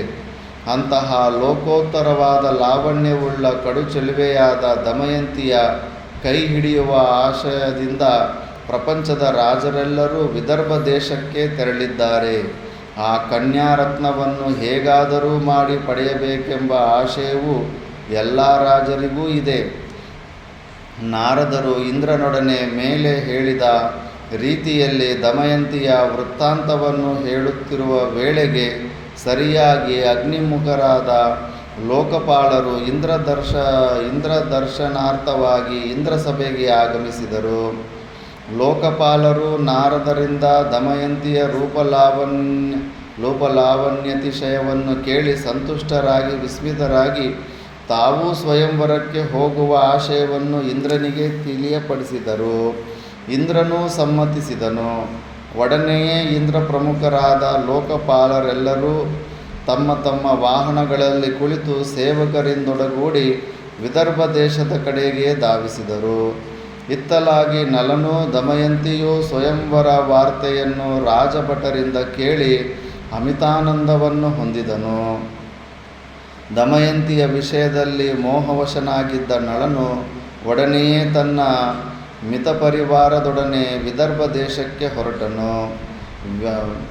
ವ್ಯೋಮಯಾನದಲ್ಲಿ ಬರುತ್ತಿದ್ದ ಲೋಕಪಾಲರು ಭೂಮಿಯಲ್ಲಿ ವಿದರ್ಭ ದೇಶಾಭಿಮುಖವಾಗಿ ಹೋಗುತ್ತಿದ್ದ ಸಾಕ್ಷಾತ್ ಮನ್ಮಥನಂತೆಯೇ ಕಾಣುತ್ತಿದ್ದ ನಳರಾಜನನ್ನು ಕಂಡರು. ಅವನನ್ನು ನೋಡಿದೊಡನೆಯೇ ಲೋಕಪಾಲರು ಕೂಡ ವಿಸ್ಮಿತರಾದರು. ಮನ್ಮಥಾಕಾರನಾದ ನಳರಾಜನು ಸ್ವಯಂವರಕ್ಕೆ ಹೋಗುತ್ತಿರುವಾಗೆ ನಮ್ಮನ್ನು ದಮಯಂತಿಯು ವರಿಸುವಳೆ ಎಂಬ ಸಂಶಯವು ಲೋಕಪಾಲರಿಗೂ ಉಂಟಾಯಿತು. ಸೂರ್ಯನಿಗೆ ಸಮಾನವಾದ ತೇಜಸ್ಸನ್ನು ಅನುಪಮವಾದ ರೂಪ ಸಂಪತ್ತಿಯನ್ನು ನಳನಲ್ಲಿ ಕಂಡ ಲೋಕಪಾಲರು ದಮಯಂತಿಯನ್ನು ಸ್ವಯಂವರದ ಮೂಲಕವಾಗಿ ಪಡೆಯುವ ಇಚ್ಛೆಯನ್ನೇ ತೊರೆದರು. ಬೇರೆ ಯಾವುದಾದರೂ ಉಪಾಯದಿಂದ ದಮಯಂತಿಯನ್ನು ಪಡೆಯಬೇಕೆನ್ನುವ ಇಚ್ಛೆಯು ಅವರಿಗುಂಟಾಯಿತು. ಒಡನೆಯೇ ಲೋಕಪಾಲರು ವಿಮಾನಗಳನ್ನು ಆಕಾಶದಲ್ಲಿ ನಿಲ್ಲಿಸಿ ಕೆಳಗಿಳಿದು ನಳದನ ಸಮೀಪದಲ್ಲಿ ನಿಂತು ನಳನೊಡನೆ ಹೇಳಿದರು, ನಿಷಧ ರಾಜೇಂದ್ರನೇ, ನೀನು ಸತ್ಯವ್ರತನಾಗಿರುವೆ. ನೀನು ನಮ್ಮ ದೂತನಾಗಿ ಒಂದು ಕಾರ್ಯವನ್ನು ಮಾಡಬೇಕಾಗಿದೆ. ನಳನು ಒಡನೆಯೇ ತಥಾಸ್ತು ಎಂದು ದೇವತೆಗಳಿಗೆ ಮಾತು ಕೊಟ್ಟು ರಥದಿಂದಿಳಿದು ದೇವತೆಗಳ ಸಮೀಪಕ್ಕೆ ಹೋಗಿ ಕೈ ಜೋಡಿಸಿ ನಿಂತು ಹೇಳಿದನು, ನೀವುಗಳ್ಯಾರು? ನಿಮ್ಮಲ್ಲಿ ನಾನು ಯಾರ ದೌತ್ಯವನ್ನು ಮಾಡಬೇಕಾಗಿದೆ? ನನ್ನಿಂದ ತಮಗೆ ಆಗಬೇಕಾಗಿರುವ ಕಾರ್ಯವು ಯಾವುದು? ಎಲ್ಲವನ್ನೂ ವಿಶದವಾಗಿ ಆಜ್ಞಾಪಿಸಿರಿ. ನಳನ ವಿನಯಪೂರ್ವಕವಾದ ಮಾತುಗಳನ್ನು ಕೇಳಿ ಸಂತುಷ್ಟನಾದ ದೇವೇಂದ್ರನು ಹೇಳಿದನು, ನಿಷಧರಾಜ, ನಾವೆಲ್ಲರೂ ಲೋಕಪಾಲರು ವಿದರ್ಭ ರಾಜಕುಮಾರಿಯಾದ ದಮಯಂತಿಯನ್ನು ಸ್ವಯಂವರದಲ್ಲಿ ಪಡೆಯುವ ಅಭಿಲಾಷೆಯಿಂದ ವಿದರ್ಭ ದೇಶಕ್ಕೆ ಪ್ರಯಾಣ ಮಾಡುತ್ತಿದ್ದೇವೆ. ನಾನು ದೇವತೆಗಳ ಅಧಿಪತಿಯಾದ ಇಂದ್ರನಾಗಿದ್ದೇನೆ. ನನ್ನ ಪಕ್ಕದಲ್ಲಿರುವ ಇವನು ದೇವತೆಗಳಿಗೆ ಮುಖಪ್ರಾಯನಾಗಿರುವ ಅಗ್ನಿಯು. ಇತ್ತ ಕಡೆಯಲ್ಲಿ ನಿಂತಿರುವನೇ ಜಲಕ್ಕೆ ಒಡೆಯನಾದ ವರುಣನನ್ನನುಸರಿಸಿ ನಿಂತಿರುವವನು ಸಕಲ ಪ್ರಾಣಿಗಳ ವಿನಾಶಕನಾದ ಮತ್ತು ಮನುಷ್ಯರಿಗೆ ಮೃತ್ಯುರೂಪನಾದ ಯಮಧರ್ಮನು. ನೀನೀಗಲೇ ದಮಯಂತಿಯ ಸಮೀಪಕ್ಕೆ ಹೋಗಿ ನಾವು ಬರುತ್ತಿರುವ ವಾರ್ತೆಯನ್ನು ಅವಳಿಗೆ ತಿಳಿಸಬೇಕು. ಸ್ವಯಂವರದಲ್ಲಿ ನಿನ್ನ ಪಾಣಿಗ್ರಹಣ ಮಾಡುವ ಇಚ್ಛೆಯಿಂದ ಇಂದ್ರ, ಅಗ್ನಿ, ವರುಣ, ಯಮ ಈ 4 ದಿಕ್ಪಾಲರು ಬಂದಿರುವರೆಂದು ಅವರಲ್ಲಿ ಯಾರೊಬ್ಬರಿಗಾದರೂ ನೀನು ಸ್ವಯಂವರ ಮಾಲೆಯನ್ನು ಹಾಕಬೇಕೆಂದು ದಮಯಂತಿಗೆ ನೀನು ಸಲಹೆ ಮಾಡಬೇಕು. ನಳರಾಜ, ಈ ದೇವ ಕಾರ್ಯವು ನಿನ್ನಿಂದಲೇ ಆಗಬೇಕಾಗಿದೆ. ನಿಶ್ಚಯವಾಗಿ ಇಂದ್ರನು ಎಂತಹ ಕಷ್ಟತಮವಾದ ಕಾರ್ಯವನ್ನು ನಳನಿಗೆ ಹೇಳಿದನು. ನಳನು ದಮಯಂತಿಯ ಪಾಣಿಗ್ರಹಣಕ್ಕಾಗಿಯೇ ಬಂದಿರುತ್ತಾನೆ. ತಾನು ಬಹುವಾಗಿ ಪ್ರೀತಿಸಿದ್ದ ಕನ್ಯಾರತ್ನವನ್ನು ಬೇರೆಯವರು ಅಭಿಲಾಷಿಸಿದ್ದಾರೆಂದು ತಿಳಿದರೇನು ಕಾಮಿಯಾದವನು ಮನಸ್ಸು ಸಂಕಟಕ್ಕೀಡಾಗುವುದು. ಹೀಗಿರುವಾಗ ತಾನು ಪ್ರೀತಿಸಿದ ಕನ್ಯೆಯ ಬಳಿಗೆ ಹೋಗಿ ತನ್ನನ್ನು ಬಿಟ್ಟು ಅನ್ಯರನ್ನು ವರಿಸುವಂತೆ ಹೇಳಲು ಯಾರು ತಾನೇ ಧೈರ್ಯ ಮಾಡಿಯಾರು? ಯಾರಿಂದ ತಾನೇ ಸಾಧ್ಯವಾದೀತು? ನಳನು ಇದೇ ಅಭಿಪ್ರಾಯವನ್ನೇ ದೇವತೆಗಳ ಮುಂದಿಡುತ್ತಾನೆ. ದೇವತೆಗಳೇ, ನಾನು ದಮಯಂತಿಯನ್ನು ಪಡೆಯುವ ಅಭಿಲಾಷೆಯಿಂದಲೇ ವಿದರ್ಭ ದೇಶಕ್ಕೆ ಪ್ರಯಾಣ ಮಾಡುತ್ತಿದ್ದೇನೆ. ಆದುದರಿಂದ ನನ್ನನ್ನು ಈ ಕಾರ್ಯಕ್ಕೆ ನಿಯೋಜಿಸುವುದು ಸಾಧುವಲ್ಲ. ದಯವಿಟ್ಟು ನೀವು ನನ್ನನ್ನು ಈ ದೌತ್ಯಕ್ಕೆ ನಿಯೋಜಿಸಬೇಡಿರಿ. ಯಾವ ಮನುಷ್ಯನು ತಾನು ಪ್ರೀತಿಸಿದ ಸ್ತ್ರೀಯ ಸಮೀಪಕ್ಕೆ ಹೋಗಿ ತನ್ನನ್ನು ಬಿಟ್ಟು ಬೇರೆಯವರನ್ನು ವರಿಸುವ ಸಲಹೆಯನ್ನು ಮಾಡಿಯಾನು? ದಮಯಂತಿಯ ರೂಪಲಾವಣ್ಯಗಳನ್ನೇ ಹಗಲಿರಲು ನೆನೆದು ಪರಿತಪಿಸುತ್ತಿರುವ ನನ್ನಿಂದ ಈ ಕಾರ್ಯವು ಹೇಗೆ ತಾನೇ ಸಾಧ್ಯವಾದೀತು? ಆದುದರಿಂದ ದಯವಿಟ್ಟು ನೀವು ನನ್ನನ್ನು ಈ ಕಾರ್ಯಕ್ಕೆ ನಿಯೋಜಿಸಬೇಡಿರಿ. ನಿಷಧ ರಾಜ ಕಾರ್ಯವನ್ನು ಮಾಡಿಕೊಡುವನೆಂದೇ ಪ್ರತಿಜ್ಞೆ ಮಾಡಿ ಈಗ ಅದರಂತೆ ನಡೆದುಕೊಳ್ಳುವುದಿಲ್ಲವೇಕೆ? ಕಾರ್ಯವನ್ನು ಮಾಡಿಕೊಡುತ್ತೇನೆಂದು ಹೇಳಿದ ನಂತರ ಸತ್ಯಪ್ರತಿಜ್ಞನಾದವನು ಎಂತಹ ಕಷ್ಟತಮವಾದ ಕಾರ್ಯವನ್ನು ಮಾಡಿಯೇ ತೀರಬೇಕಾಗುವುದು. ನಮಗೆ ಈ ಕಾರ್ಯವನ್ನು ಬಿಟ್ಟು ಮತ್ಯಾವ ಕಾರ್ಯವೂ ನಿನ್ನಿಂದ ಆಗಬೇಕಾಗಿರುವುದಿಲ್ಲ. ಆದುದರಿಂದ ತಡಮಾಡದೆ ದಮಯಂತಿಯ ಬಳಿಗೆ ಹೋಗಿ ಬಾ. ದೇವತೆಗಳು ಹೀಗೆ ಆಜ್ಞೆ ಮಾಡಿದ ನಂತರ ಅನ್ಯ ಮಾರ್ಗವಿಲ್ಲದೆ ನಳನು ಇಂದ್ರಾದಿಗಳನ್ನು ಕುರಿತು ಹೇಳಿದನು. ಲೋಕಪಾಲರೇ, ತಮ್ಮ ಮಾತಿನಂತೆ ತಮ್ಮ ದೂತನಾಗಿ ನಾನು ವಿದರ್ಭ ರಾಜಕುಮಾರಿಯ ಬಳಿಗೆ ಹೋಗಲು ಸಿದ್ಧನಾಗಿರುವೆನು. ಆದರೆ ಅವಳ ಅಂತಃಪುರವು 100 ರಾಜಭಟರಿಂದ ಸುರಕ್ಷಿತವಾಗಿರುವುದು. ಅಂತಹ ಸುರಕ್ಷಿತ ಸ್ಥಳಕ್ಕೆ ನಾನು ಹೋಗುವ ಸಾಧ್ಯತೆಯು ಹೇಗೆಂಬುದನ್ನು ದಯವಿಟ್ಟು ತಿಳಿಸಿರಿ. ನಳನ ಪ್ರಶ್ನೆಗೆ ಅಘಟಿತ ಘಟನಾ ಸಾಮರ್ಥ್ಯನಾದ ಇಂದ್ರನು ಒಡನೆ ಉತ್ತರಿಸಿದನು. ನಿಷಧರಾಜ, ನೀನು ರಾಜಭಟರಿಗೆ ಅಗೋಚರನಾಗಿ ಅಂತಃಪುರ ಪ್ರವೇಶ ಮಾಡಲು ಸಮರ್ಥನಾಗುವೆ. ಇಂದ್ರನಿಂದ ಅನುಗೃಹೀತನಾದ ನಳನು ಹಾಗೆಯೇ ಆಗಲೆಂದು ದೇವತೆಗಳಿಗೆ ಹೇಳಿ ದಮಯಂತಿ ಅಂತಃಪುರಕ್ಕೆ ಹೋದನು. ಇಂದ್ರನ ಅನುಗ್ರಹದಿಂದಾಗಿ ರಾಜಭಟರಲ್ಲಿ ಯಾರೂ ಅವನನ್ನು ಮಾರ್ಗದಲ್ಲಿ ತಡೆಯಲಿಲ್ಲ. ನಳನು ರಾಜಭಟರಿಗೆ ಕಾಣಲೇ ಇಲ್ಲ. ಯಾವ ವಿಧವಾದ ತಡೆಯೂ ಇಲ್ಲದೆ ನಳನು ನೇರವಾಗಿ ದಮಯಂತಿಯ ಅಂತಃಪುರದೊಳಕ್ಕೆ ಹೋದನು. ಅಲ್ಲಿ 100 ಸಖೀ ಜನರಿಂದ ಪರಿವೃತಳಾಗಿದ್ದ, ಶರೀರ ಕಾಂತಿಯಿಂದ ದೇದೀಪ್ಯಮಾನಳಾಗಿ ವಿರಾಜಿಸುತ್ತಿದ್ದ, ಸೊಬಗಿನ ರಾಣಿಯಾಗಿದ್ದ, ಕೋಮಲವಾದ ಶರೀರದಿಂದ ಕೂಡಿದ್ದ, ಕೃಶವಾದ ನಡುವಿನಿಂದ ಪರಿಶೋಭಿಸುತ್ತಿದ್ದ, ಕಾಂತಿಯುಕ್ತವಾದ ಕಣ್ಣುಗಳಿಂದ ಕೂಡಿದ್ದ, ಕಡು ಚೆಲುವೆಯಾದ ದಮಯಂತಿಯನ್ನು ಕಂಡನು. ಪ್ರೇಕ್ಷಕರಿಗೆ, ಅದರಲ್ಲಿಯೂ ತನ್ನನ್ನು ಕಾಮಿಸಿದ್ದವರಿಗೆ ನೇತ್ರಾನಂದದಾಯಕವಾದ ತನ್ನ ಶಾಂತವಾದ ತೇಜೋರಾಶಿಯಿಂದ ಶೀತಲ ಕಾಂತಿಯುಕ್ತನಾದ ಚಂದ್ರನ ಪ್ರಭೆಯನ್ನು ಅಪಹಾಸ್ಯ ಮಾಡುತ್ತಿರುವಳೋ ಎಂಬಂತೆ ಅವಳು ವಿಜೃಂಭಿಸುತ್ತಿದ್ದಳು. ಮಂದಸ್ಮಿತೆಯಾದ ತನ್ನ ಮನದ ರಾಣಿಯನ್ನು ನಳರಾಜನು ಎವೆಯಿಕ್ಕದೆ ಕ್ಷಣಕಾಲ ನಿಂತು ಮುಗ್ಧನಾಗಿ ವೀಕ್ಷಿಸಿದನು. ನಳನ ಹೃದಯಾಂತರಾಳದಲ್ಲಿ ಕಾಮಾಗ್ನಿಯು ಚಾರುಹಾಸಿನಿಯಾದ ದಮಯಂತಿಯನ್ನು ನೋಡಿದೊಡನೆಯೇ ಬುಗ್ಗೆಂದು ಹೊತ್ತಿಕೊಂಡಿತು. ಮರುಕ್ಷಣದಲ್ಲಿಯೇ ಜಿತೇಂದ್ರಿಯನಾದ ನಳನು ತಾನು ಬಂದ ಕಾರ್ಯವನ್ನು ನೆನೆದು ಕಾಮಾಗ್ನಿಯನ್ನು ಬಹಳ ಕಷ್ಟದಿಂದ ಸುಪ್ತಗೊಳಿಸಿದನು. ಮಹಾತೇಜಸ್ವಿಯಾದ ಕಾಮರೂಪನಾದ ನಳನನ್ನು ನೋಡಿದೊಡನೆಯೇ ದಮಯಂತಿಯು ಸಖಿಯರು ತಮ್ಮ ತಮ್ಮ ಆಸನಗಳನ್ನು ಬಿಟ್ಟು ಆಶ್ಚರ್ಯಚಕಿತರಾಗಿ ಮೇಲೆದ್ದರು. ತಮ್ಮೆದುರಿನಲ್ಲಿ ಪುರುಷನೊಬ್ಬನು ನಿಂತಿರುವನೆಂದು ಭಯಪಡುವುದಕ್ಕೆ ಬದಲಾಗಿ ಆ ಯುವತಿಯರು ನಳನ ಅಸಾಧಾರಣವಾದ ರೂಪವನ್ನು ಕಂಡು ಆಶ್ಚರ್ಯಭರಿತರಾಗಿ ಅವನನ್ನು ಮನದಲ್ಲಿಯೇ ಶ್ಲಾಘಿಸಿದರು. ಎಂತಹ ಅನುಪಮವಾದ ರೂಪವಿದು! ಎಂತಹ ಶರೀರಕಾಂತಿಯು! ಅಂತಃಪುರದೊಳಗೆ ಪ್ರವೇಶಿಸಿರುವ ಈ ಮಹಾತ್ಮನ ಧೈರ್ಯವು ತಾನೇ ಎಷ್ಟಿರಬಹುದು! ಇವನು ಯಾರಿರಬಹುದು? ಇವನೊಬ್ಬ ದೇವತೆ ಇರಬಹುದೇ? ಅಥವಾ ಯಕ್ಷಗಂಧರ್ವರಲ್ಲಿ ಯಾರಾದರೂ ಒಬ್ಬನಾಗಿರಬಹುದೇ? ಇವೇ ಮುಂತಾಗಿ ಮನದಲ್ಲಿ ತರ್ಕಿಸುತ್ತಾ ನಳನನ್ನು ಮನದಣಿಯುವಂತೆ ನೋಡುತ್ತಿದ್ದ ಸಖಿಯರಿಗೆ ಬಂದವನನ್ನು ಆಧರಿಸಿ ಸತ್ಕರಿಸಬೇಕೆಂಬ ವಿವೇಚನೆಯಾಗಲಿ ವ್ಯವಧಾನವಾಗಲಿ ಇಲ್ಲವಾಯಿತು. ಅವರ ಬಾಯಿಂದ ಮಾತುಗಳೇ ಹೊರಡದಾದವು. ಸಖೀರಂತೆಯೇ ದಮಯಂತಿಯೂ ಆಶ್ಚರ್ಯಚಕಿತಳಾದಳು. ಆದರೂ ಮೌನವನ್ನು ಬಿಟ್ಟು ಮಂದಸ್ಮಿತೆಯಾಗಿ ತನ್ನನ್ನು ನೋಡಿ ನಸುನಗುತ್ತಿದ್ದ ಧೀರನಾದ ನಳನನ್ನು ಕುರಿತು ಹೇಳಿದಳು.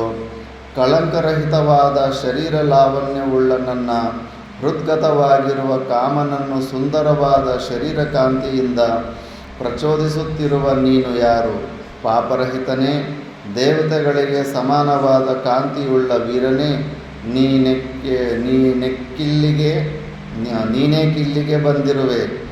ಎಲ್ಲವನ್ನೂ ತಿಳಿಯಲು ನನ್ನ ಹೃದಯವು ತವಕಿಸುತ್ತಿರುವುದು.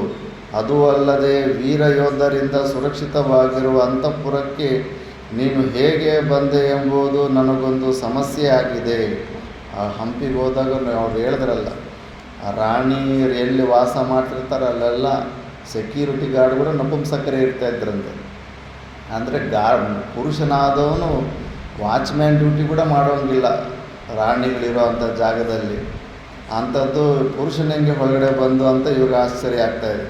ಏಕೆಂದರೆ ಅಲಸರಾಗಿರುವ ಸೇವಕರನ್ನು ನಮ್ಮ ತಂದೆಯಾದ ಭೀಮರಾಜನು ಕಠಿಣವಾಗಿ ಶಿಕ್ಷಿಸುವನೆಂಬುದು ಸರ್ವತ್ರ ವಿದಿತವಾಗಿದೆ. ಹೀಗಿರುವಾಗ ನಿನಗೆ ಒಳಗೆ ಬರಲು ಹೇಗೆ ಸಾಧ್ಯವಾಯಿತು? ಶುಭಾಂಗಣೆ, ಎಲ್ಲವನ್ನು ವಿವರಿಸಿ ಹೇಳು. ರಾಜಕುಮಾರಿ, ನನ್ನನ್ನು ನಳನೆಂದು ಕರೆಯುವರು. ನಾನಿಲ್ಲಿಗೆ ದೇವದೂತನಾಗಿ ಬಂದಿರುವೆನು. ಸುಂದರಾಂಗಿಯೇ, ಇಂದ್ರ, ಅಗ್ನಿ, ಯಮ, ವರುಣರು ನಿನ್ನನ್ನು ಅಭಿಲಾಷಿಸಿ ಬಂದಿರುತ್ತಾರೆ. ಆ ಲೋಕಪಾಲರಲ್ಲಿ ಯಾರೊಬ್ಬರನ್ನಾದರೂ ನೀನು ಪತಿಯನ್ನಾಗಿ ಪರಿಗ್ರಹಿಸುವಳಾಗು. ಅವರ ಅನುಗ್ರಹ ಬಲದಿಂದಲೇ ನಾನು ರಾಜಭಟರಿಂದ ಸುರಕ್ಷಿತವಾಗಿದ್ದ ಈ ಅಂತಃಪುರದೊಳಕ್ಕೆ ಯಾರ ಕಣ್ಣಿಗೂ ಗೋಚರನಾಗದೆ ಪ್ರವೇಶಿಸಿದೆನು. ಈ ಕಾರಣದಿಂದಲೇ ನಾನು ಒಳಗೆ ಬರುತ್ತಿರುವಾಗ ರಾಜಭಟರು ನನ್ನನ್ನು ನೋಡಲೂ ಇಲ್ಲ, ತಡೆಯಲೂ ಇಲ್ಲ. ಲೋಕಪಾಲರ ಆಶಯವನ್ನು ನಿನಗೆ ತಿಳಿಸುವ ಸಲುವಾಗಿಯೇ ನಾನು ಅವರಿಂದ ಕಳುಹಿಸಲ್ಪಟ್ಟಿರುವೆನು. ಶುಭಾಂಗಿಯೇ, ಅವರ ಆಶಯವೇನೆಂಬುದನ್ನು ನಾನು ತಿಳಿಸಿರುವೆನು. ನೀನು ಇದನ್ನು ಕೂಡಲೇ ಆಲೋಚಿಸಿ ನಿನ್ನ ಇಚ್ಛೆಯಿದ್ದಂತೆ ಮಾಡಬಹುದಾಗಿದೆ. ನಳರಾಜನ ಮಾತುಗಳನ್ನು ಕೇಳಿದ ನಂತರ ದಮಯಂತಿಯು ಇಂದ್ರಾದಿ ದೇವತೆಗಳನ್ನು ಮನಸಾ ಸ್ಮರಿಸಿ ಅವರಿಗೆ ನಮಸ್ಕರಿಸಿ ನಳನನ್ನು ಕುರಿತು ಮಂದಸ್ಮಿತೆಯಾಗಿ ಹೇಳಿದಳು. ನಳರಾಜ, ವಿಶ್ವಾಸಪೂರ್ವಕವಾಗಿ ನನ್ನನ್ನು ಪ್ರೀತಿಸು. ನಾನು ನಿನ್ನ ಪ್ರಣಯ ಪಾತ್ರಳಾಗಿರುವೆನು. ನಾನು ನಿನಗಾಗಿ ಏನು ಮಾಡಬೇಕೆಂಬುದನ್ನು ಆಜ್ಞಾಪಿಸು. ನಿನ್ನ ದಾಸಿಯಂತೆ ನಿನ್ನ ಯಾವುದೊಂದು ಕಾರ್ಯವನ್ನು ಮಾಡಲು ಸಿದ್ಧಳಾಗಿರುವೆನು. ನನ್ನೀ ಶರೀರವು ಮತ್ತು ನನ್ನದೆನಿಸಿರುವ ವಿಶಿಷ್ಟ ಸಂಪತ್ತು ನಿನ್ನ ಪಾದಗಳಲ್ಲಿ ಅರ್ಪಿತವಾಗಿದೆ. ಇದಕ್ಕೆ ಪ್ರತಿಯಾಗಿ ನಿನ್ನ ಪ್ರೇಮವನ್ನು ನನಗೆ ದಯಪಾಲಿಸು. ಪ್ರಭೋ ಪಾರ್ಥಿವೇಶ್ವರ, ಅಂದು ನಿನ್ನ ವಿಷಯವಾಗಿ ಹಂಸಪಕ್ಷಿಯಾಡಿದ ಮಾತುಗಳು ನನ್ನ ಕಿವಿಯಲ್ಲಿ ಇಂದೂ ಪ್ರತಿಧ್ವನಿಸುತ್ತಿವೆ. ಆ ಮಾತುಗಳೇ ನನ್ನ ಹೃದಯಾಂತರಾಳದಲ್ಲಿರುವ ನಿನ್ನ ಮೇಲಿನ ವ್ಯಾಮೋಹವನ್ನು ಕ್ಷಣಕ್ಕೂ ಹೆಚ್ಚಿಸುತ್ತಿವೆ. ನಾನು ಇಷ್ಟ ಬಂದವರನ್ನು ವರಿಸುವ ಸಲುವಾಗಿಯೇ ಸ್ವಯಂವರವು ಏರ್ಪಟ್ಟಿರುವುದು. ರಾಜರು ನೂರಾರು ಸಂಖ್ಯೆಯಲ್ಲಿ ಉಪಸ್ಥಿತರಾಗಿರುವರು. ನಿನ್ನಲ್ಲಿಯೇ ಲೀನ ಮನಸ್ಕಳಾಗಿರುವ ನನ್ನನ್ನೇನಾದರೂ ನೀನು ವ್ಯಾಜಾಂತರಗಳಿಂದ ತಿರಸ್ಕರಿಸಿದೆಯಾದರೆ ನಾನು ನಿಶ್ಚಯವಾಗಿ ಹೇಳುವೆನು, ನಳರಾಜ, ವಿಷ ಕುಡಿದೋ, ಬೆಂಕಿಗೆ ಬಿದ್ದೋ, ನೀರಿನಲ್ಲಿ ಧುಮುಕಿಯೋ, ನೇಣು ಹಾಕಿಕೊಂಡೋ ಈ ದೇಹವನ್ನೇ ಪರಿತ್ಯಾಗ ಮಾಡಿಬಿಡುವೆನು. ಮಹಾರಾಜ, ಇದಕ್ಕೆ ಅವಕಾಶವಾಗದಂತೆ ನಿನ್ನನ್ನೇ ಪ್ರತಿಕ್ಷಣದಲ್ಲಿಯೂ ಚಿಂತಿಸುತ್ತಿರುವ ನನ್ನನ್ನು ಪರಿಗ್ರಹಿಸು. ದಮಯಂತಿ, ನೀನು ಹೇಳುತ್ತಿರುವುದು ನನಗೆ ಆಶ್ಚರ್ಯವೆನಿಸಿದೆ. ಏಕೆಂದರೆ ತ್ರೈಲೋಕ್ಯಾಧಿಪತಿಯಾದ ಇಂದ್ರ, ಸಕಲ ಚರಾಚರಗಳ ದೇಹಗಳಲ್ಲಿಯೂ ಅಡಗಿರುವ ಅಗ್ನಿ, ಮಹಾಸಮುದ್ರಕ್ಕೂ ಜಲಚರಗಳಿಗೂ ಒಡೆಯನಾದ ವರುಣ, ಸಕಲ ಪ್ರಾಣಿಗಳಿಗೂ ಮೃತ್ಯು ಸ್ವರೂಪನಾದ ಧರ್ಮಿಷ್ಠನಾದ ಯಮಧರ್ಮ, ಈ ನಾಲ್ವರೂ ನಿನ್ನ ಪಾಣಿಗ್ರಹ ಮಾಡುವ ಆಶಯದಿಂದ ಬಂದಿರುವಾಗ ಕೇವಲ ಮಾನವನೊಬ್ಬನನ್ನು ನೀನು ಪ್ರೀತಿಸಿ ಹೋಗುವೆಯಾ? ಶುಭಾಂಗಿ, ನಿನ್ನ ಮನಸ್ಸನ್ನು ಪ್ರಪಂಚದ ಸೃಷ್ಟಿ ಸ್ಥಿತಿ ಲಯಗಳಿಗೆ ಕಾರಣಭೂತರಾದ ಲೋಕಪಾಲರ ಕಡೆಗೆ ತಿರುಗಿಸಿ ಅವರಲ್ಲಿ ಶ್ರೇಷ್ಠರಾದವರನ್ನು ಆರಿಸಿ ಬರಿಸು. ನಾನು ಅವರ ಪಾದಧೂಳಿಗೂ ಸಮಾನನಲ್ಲ. ದಮಯಂತಿ, ನನ್ನಂತಹ ಕ್ಷುದ್ರ ಮಾನವನನ್ನೇಕೆ ಮೋಹಿಸುವೆ? ಮೇಲಾಗಿ ದೇವತೆಗಳಿಗೆ ಅಪ್ರಿಯವಾದ ಕಾರ್ಯವನ್ನು ಮಾಡುವ ಮಾನವನಿಗೆ ವಿನಾಶವು ಒಡನೆಯೇ ಸಿದ್ಧವಾಗುವುದು. ದೇವತೆಗಳನ್ನು ಅತೃಪ್ತಿಗೊಳಿಸುವುದರಿಂದುಂಟಾಗುವ ಆಪತ್ತಿನಿಂದ ನನ್ನನ್ನು ಪಾರು ಮಾಡು. ಇಂದ್ರಾಗ್ನಿ, ವರುಣ, ಯಮರಲ್ಲಿ ಯಾರೊಬ್ಬರನ್ನಾದರೂ ವರಿಸುವಳಾಗು. ಇದರಿಂದ ನಿನಗಾಗುವ ಪ್ರಯೋಜನವೂ ಅಪಾರವಾದದ್ದು. ದೇವಯೋಗ್ಯವಾದ ವಸ್ತ್ರಾಭರಣಗಳು, ನಾನಾ ವರ್ಣಗಳ ದಿವ್ಯಮಾಲೆಗಳು ಎಲ್ಲವೂ ಲಭ್ಯವಾಗುವವು. ದಮಯಂತಿ, ಲೋಕದಲ್ಲಿ ಯಾವ ಸ್ತ್ರೀಯು ತಾನೇ ಮಹಾನುಭಾವನಾದ ದೇವತೆಗಳಿಗೆ ಮುಖಪ್ರಾಯನಾದ ಅಗ್ನಿದೇವನನ್ನು ಪರಿಗ್ರಹಿಸಲು ಒಪ್ಪುವುದಿಲ್ಲ. ಆಗ ಅಗ್ನಿದೇವನ ಸಾಮರ್ಥ್ಯವು ಅನ್ಯಾದೃಶ್ಯವಾದದ್ದು. ಅಗ್ನಿಯು ಈ ಪ್ರಪಂಚವೆಲ್ಲವನ್ನೂ ಸಂಕ್ಷೇಪಿಸಿ ನುಂಗುವ ಸಾಮರ್ಥ್ಯವುಳ್ಳವನಾಗಿದ್ದಾನೆ. ಅಂತಹವನು ನಿಶ್ಚಯವಾಗಿಯೂ ನಿನಗೆ ಅನುರೂಪನಾಗಿದ್ದಾನೆ. ಶುಭಾಂಗಿ, ಸಾಕ್ಷಾತ್ ದೇವೇಶನಾದ ಅಗ್ನಿದೇವನೇ ಒಳಿದು ಬಂದಿರುವಾಗ ಯಾವಳು ತಾನೇ ಅಂತಹವನನ್ನು ಪತಿಯನ್ನಾಗಿ ವರಿಸುವುದಿಲ್ಲ. ಮಹಾನುಭಾವನಾದ ಯಮನು ತನ್ನ ದಂಡದ ಪ್ರಭಾವದಿಂದ ಸಕಲ ಚರಾಚರ ಪ್ರಾಣಿಗಳನ್ನು ಧರ್ಮ ಮಾರ್ಗದಲ್ಲಿ ಕರೆದೊಯ್ಯುವ ಸಾಮರ್ಥ್ಯವುಳ್ಳವನಾಗಿದ್ದಾನೆ. ಯಾವಳು ತಾನೇ ಅಂತಹವನನ್ನು ಪತಿಯನ್ನಾಗಿ ವರಿಸುವುದಿಲ್ಲ. ಅವನನ್ನಾದರೂ ನೀನು ಪರಿಗ್ರಹಿಸಬಹುದಾಗಿದೆ. ಧರ್ಮಾತ್ಮನಾದ, ಮಹಾತ್ಮನಾದ, ದೈತ್ಯ ದಾನವ ಧ್ವಂಸಕನಾದ, ತ್ರೈಲೋಕಾಧಿಪತಿಯಾದ, ಸರ್ವಾಂಗ ಸುಂದರನಾದ, ಸರ್ವದೇವಾಧಿಪತಿಯಾದ ಇಂದ್ರನನ್ನು ಯಾವ ಸ್ತ್ರೀಯು ತಾನೇ ಪತಿಯನ್ನಾಗಿ ವರಿಸುವುದಿಲ್ಲ. ನಿಶ್ಚಯವಾಗಿಯೂ ನೀನು ಹೇಳುತ್ತಿರುವುದನ್ನು ನೋಡಿ ನನಗೆ ಆಶ್ಚರ್ಯವೆನಿಸಿದೆ. ದಮಯಂತಿ, ಅವರ ಗುಣಕಥನಗಳನ್ನು ಕೇಳಿದ ಮೇಲಾದರೂ ನಿನ್ನ ಮನಸ್ಸನ್ನು ಅವರ ಕಡೆಗೆ ತಿರುಗಿಸು. ದಮಯಂತಿ, ಇಂದ್ರಾಗ್ನಿ ಯಮರರು ನಿನಗೆ ಬೇಡವಾದರೆ ವರುಣನನ್ನಾದರೂ ವರಿಸುವಳಾಗು. ಈ ವಿಷಯದಲ್ಲಿ ನೀನು ಸ್ವಲ್ಪವಾದರೂ ಸಂಕೋಚ ಪಡುವ ಕಾರಣವಿಲ್ಲ. ಒಡನೆಯೇ ನಾನು ಹೇಳಿದಂತೆ ಮಾಡು. ನಾನು ಹೇಳುತ್ತಿರುವ ಸುಹೃದ ವಾಕ್ಯವನ್ನು ಕೇಳು. ನಿನಗೆ ಯುಕ್ತವೆನಿಸಿದರೆ ವರುಣನನ್ನಾದರೂ ವರಿಸು. ದಮಯಂತಿಗೆ ದೇವತೆಗಳ ವರ್ಣನೆಯಾಗಲಿ ಅವರ ಪ್ರಭಾವವಾಗಲಿ ಮನಸ್ಸಿಗೆ ಹಿಡಿಸಲಿಲ್ಲ. ಅವರ ವರ್ಣನೆಯನ್ನು ಕೇಳುತ್ತಿದ್ದಂತೆಲ್ಲ ದಮಯಂತಿಗೆ ಅತಿ ದುಃಖವಾಗುತ್ತಿತ್ತು. ಕಣ್ಣುಗಳಿಂದ ಅಶ್ರುಬಿಂದುಗಳು ಮುತ್ತಿನ ಮಣಿಗಳಂತೆ ಕೆಳಗೆ ಉದುರುತ್ತಿದ್ದವು. ನಳನು ಮಾತನಾಡಿ ವಿರಮಿಸಿದ ನಂತರ ದಮಯಂತಿಯೂ ಹೇಳಿದಳು, ಲೋಕೇಶ್ವರ, ನಾನು ಆ ದೇವತೆಗಳೆಲ್ಲರಿಗೂ ಮನಸಾರ ನಮಸ್ಕರಿಸಿ ನಿನ್ನನ್ನೇ ಪತಿಯನ್ನಾಗಿ ವರಿಸುತ್ತೇನೆ. ಈ ಮಾತನ್ನು ನಾನು ಸತ್ಯವಾಗಿ ಹೇಳುತ್ತಿದ್ದೇನೆ. ದಮಯಂತಿಯು ಬಹುದುಃಖಿತೆಯಾಗಿ ಬದ್ಧಾಂಜಲಿಯಾಗಿ ನಿಂತು ಗದ್ಗದ ಸ್ವರದಿಂದ ಹೇಳಿದ ಮಾತುಗಳನ್ನು ಕೇಳಿ ದೇವದೂತನಾದ ನಲರಾಜನು ಹೇಳಿದನು, ರಾಜಕುಮಾರಿ, ನಿನ್ನ ಇಚ್ಛಾನುಸಾರವಾಗಿ ನೀನು ನಡೆದುಕೊಳ್ಳಬಹುದು.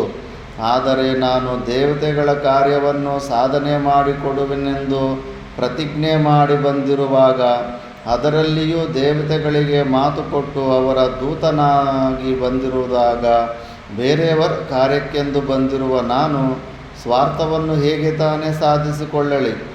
ಸ್ವಾರ್ಥದ ವಿಷಯವಾಗಿ ಮಾತನಾಡಲು ಕೂಡ ನನಗೆ ಧೈರ್ಯವಿಲ್ಲ.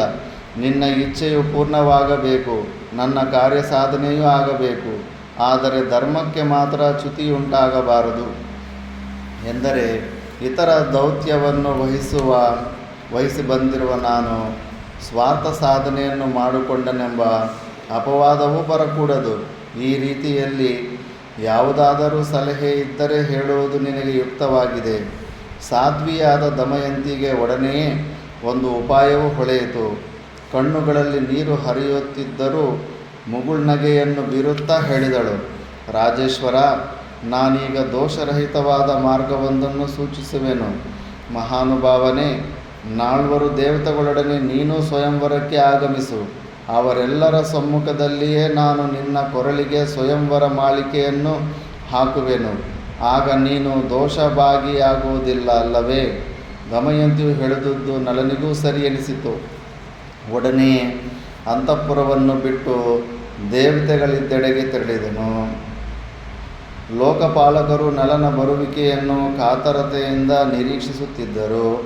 ನಳನನ್ನು ಕಂಡೊಡನೆಯೇ ದೇವಪ್ರಮುಖನಾದ ಇಂದ್ರನು ಕೇಳಿದನು, ನಳರಾಜ, ಶುಚಿಸ್ಮಿತೆಯಾದ ದಮಯಂತಿಯನ್ನು ನೀನು ಕಂಡೆಯಾ? ನಮ್ಮ ವಿಷಯವನ್ನು ಅವಳೊಡನೆ ಹೇಳಿದೆಯಾ? ಅವಳು ನಮ್ಮ ವಿಷಯವಾಗಿ ಏನೆಂದು ಹೇಳಿದಳು? ಎಲ್ಲವನ್ನೂ ವಿಶದವಾಗಿ ತಿಳಿಸು. ದೇವತೆಗಳೇ, ನಿಮ್ಮಿಂದ ಆಜ್ಞಪ್ತನಾದ ನಾನು ದಮಯಂತಿ ಇದ್ದ ಅರಮನೆಗೆ ತೆರಳಿದೆನು. ವಿಶಾಲವಾದ ಮತ್ತು ಸುಂದರವಾದ ಅರಮನೆಯ ಮಹಾದ್ವಾರದಲ್ಲಿ ದಂಡಾಯುಧವನ್ನು ಹಿಡಿದಿದ್ದ ವೃದ್ಧರಾದ ಪ್ರಹರಿಗಳಿದ್ದರು. ಆದರೆ ನಿಮ್ಮ ಅನುಗ್ರಹದಿಂದಾಗಿ ನಾನು ಅರಮನೆಯನ್ನು ಪ್ರವೇಶಿಸುವ ವೇಳೆಯಲ್ಲಿ ಯಾರೂ ನನ್ನನ್ನು ನೋಡಲಿಲ್ಲ. ಪ್ರಹರಿಗಳಿಗೆ ಕಾಣದಂತೆಯೇ ಅಂತಃಪುರವನ್ನು ಪ್ರವೇಶಿಸಿದೆನು. ಅಲ್ಲಿ ರಾಜಕುಮಾರಿಯಾದ ದಮಯಂತಿಗೂ ಮತ್ತು ಅವಳ ಸುತ್ತುವರಿದ ಕುಳಿತಿದ್ದ ಅವಳ ಸಖಿಯರಿಗೂ ನಾನು ಗೋಚರನಾದೆನು. ಯಾವ ತಡೆಯೂ ಇಲ್ಲದೆ ಅಂತಃಪುರದೊಳಗೆ ಪ್ರವೇಶಿಸಿದ ನನ್ನನ್ನು ಕಂಡೊಡನೆಯೇ ಅವರೆಲ್ಲರೂ ಆಶ್ಚರ್ಯಭರಿತೆಯಾದರು. ದಮಯಂತಿಯೇ ಮೊದಲು ನನ್ನನ್ನು ನೀನ್ಯಾರೆಂದು ಪ್ರಶ್ನಿಸಿದಳು. ನಾನು ನಳನೆಂದು ದೇವದೂತನಾಗಿ ಬಂದಿರೋನೆಂದು ಹೇಳಿ ನಿಮ್ಮ ಆಶಯವನ್ನು ಮತ್ತು ನಿಮ್ಮ ಪ್ರಭಾವವನ್ನು ದಮಯಂತಿಗೆ ಯಥಾವತ್ತಾಗಿ ವಿವರಿಸಿ ಹೇಳಿದೆನು. ಆದರೆ ದಮಯಂತಿಯು ನನ್ನ ಸಲಹೆಗೆ ಒಪ್ಪಲಿಲ್ಲ. ಅವಳು ನನ್ನಲ್ಲಿಯೇ ನೆಟ್ಟ ಮನಸ್ಸುಳ್ಳವಳಾಗಿರುವಂತೆ ತೋರಿತು. ದೇವದೂತನಾಗಿ ಹೋಗಿದ್ದ ನಾನು ಸ್ವಾರ್ಥದ ವಿಷಯವನ್ನು ಪ್ರಸ್ತಾಪಿಸಲಿಲ್ಲ. ದೇವತೆಗಳಿಗೆ ಏನು ಹೇಳಲೆಂದು ದಮಯಂತಿಯನ್ನು ಕೇಳಿದೆನು. ಅವಳು ಅದಕ್ಕುತ್ತರವಾಗಿ ಹೀಗೆ ಹೇಳಿದಳು, ನಾಲ್ವರು ಲೋಕಪಾಲಕರು ನಿನ್ನೊಡನೆ ಸ್ವಯಂವರ ಮಂಟಪಕ್ಕೆ ಬರಲಿ. ಅವರ ಸಮ್ಮುಖದಲ್ಲಿಯೇ ನಾನು ನಿನ್ನನ್ನು ನನ್ನ ಪತಿಯನ್ನಾಗಿ ವರಿಸುವೆನು. ಹೀಗೆ ಮಾಡುವುದರಿಂದ ದೇವತೆಗಳ ದೂತನಾಗಿ ಬಂದ ನಳನು ಸ್ವಾರ್ಥವನ್ನು ಸಾಧಿಸಿಕೊಂಡನು ಎಂಬ ದೋಷವಾಗಲಿ ಅಪವಾದವಾಗಲಿ ನಿನಗೆ ಬರುವುದಿಲ್ಲ. ದೇವತೆಗಳೇ, ಇದಿಷ್ಟು ದಮಯಂತಿಯ ಅರಮನೆಯಲ್ಲಿ ನಡೆದ ಮಾತುಕತೆಗಳಾಗಿವೆ. ಮುಂದೇನು ಮಾಡಬೇಕೆಂಬ ವಿಷಯವು ತಮ್ಮ ನಿರ್ಧಾರಕ್ಕೆ ಸೇರಿದುದಾಗಿರುತ್ತದೆ ಎಂದು ಹೇಳಿ ನಳರಾಜನು ವಿರಮಿಸಿದನು.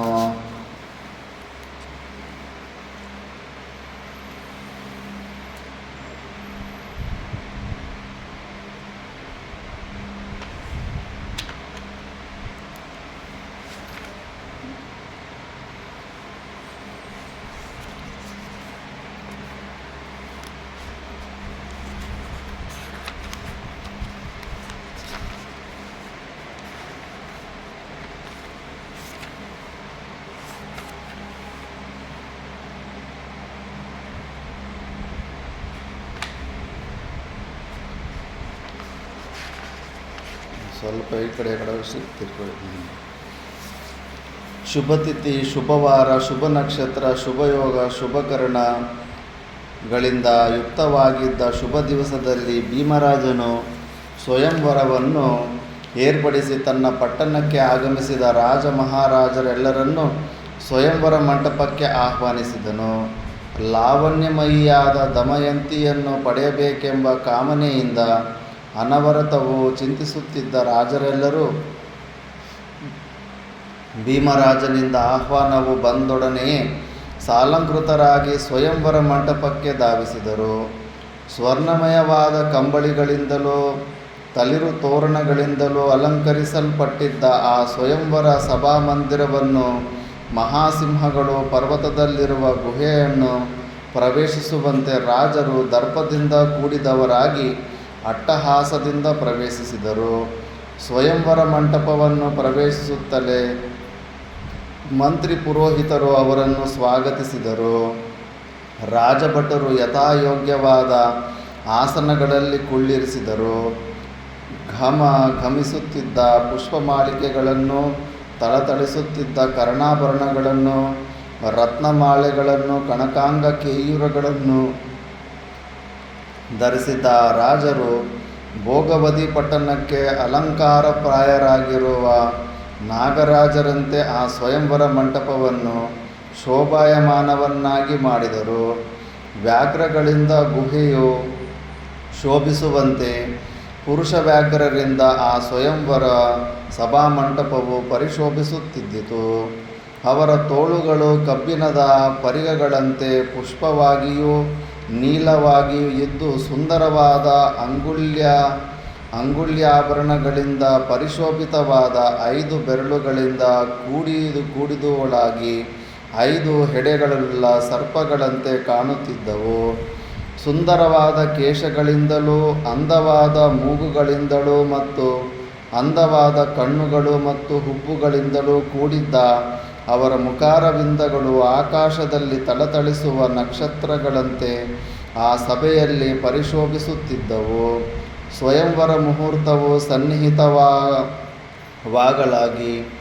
ಶುಭಾನನೆಯಾದ ದಮಯಂತಿಯು ಅಲ್ಲಿ ನೆರೆದಿದ್ದ ರಾಜಕುಮಾರರ ಮನೋನೇತ್ರಗಳನ್ನು ತನ್ನ ಶರೀರದ ಶೋಭೆಯಿಂದ ಅಪಹರಣ ಮಾಡುತ್ತಾ ಸ್ವಯಂವರ ಮಂಟಪಕ್ಕೆ ಮೆಲ್ಲನೆ ಆಗಮಿಸಿದಳು.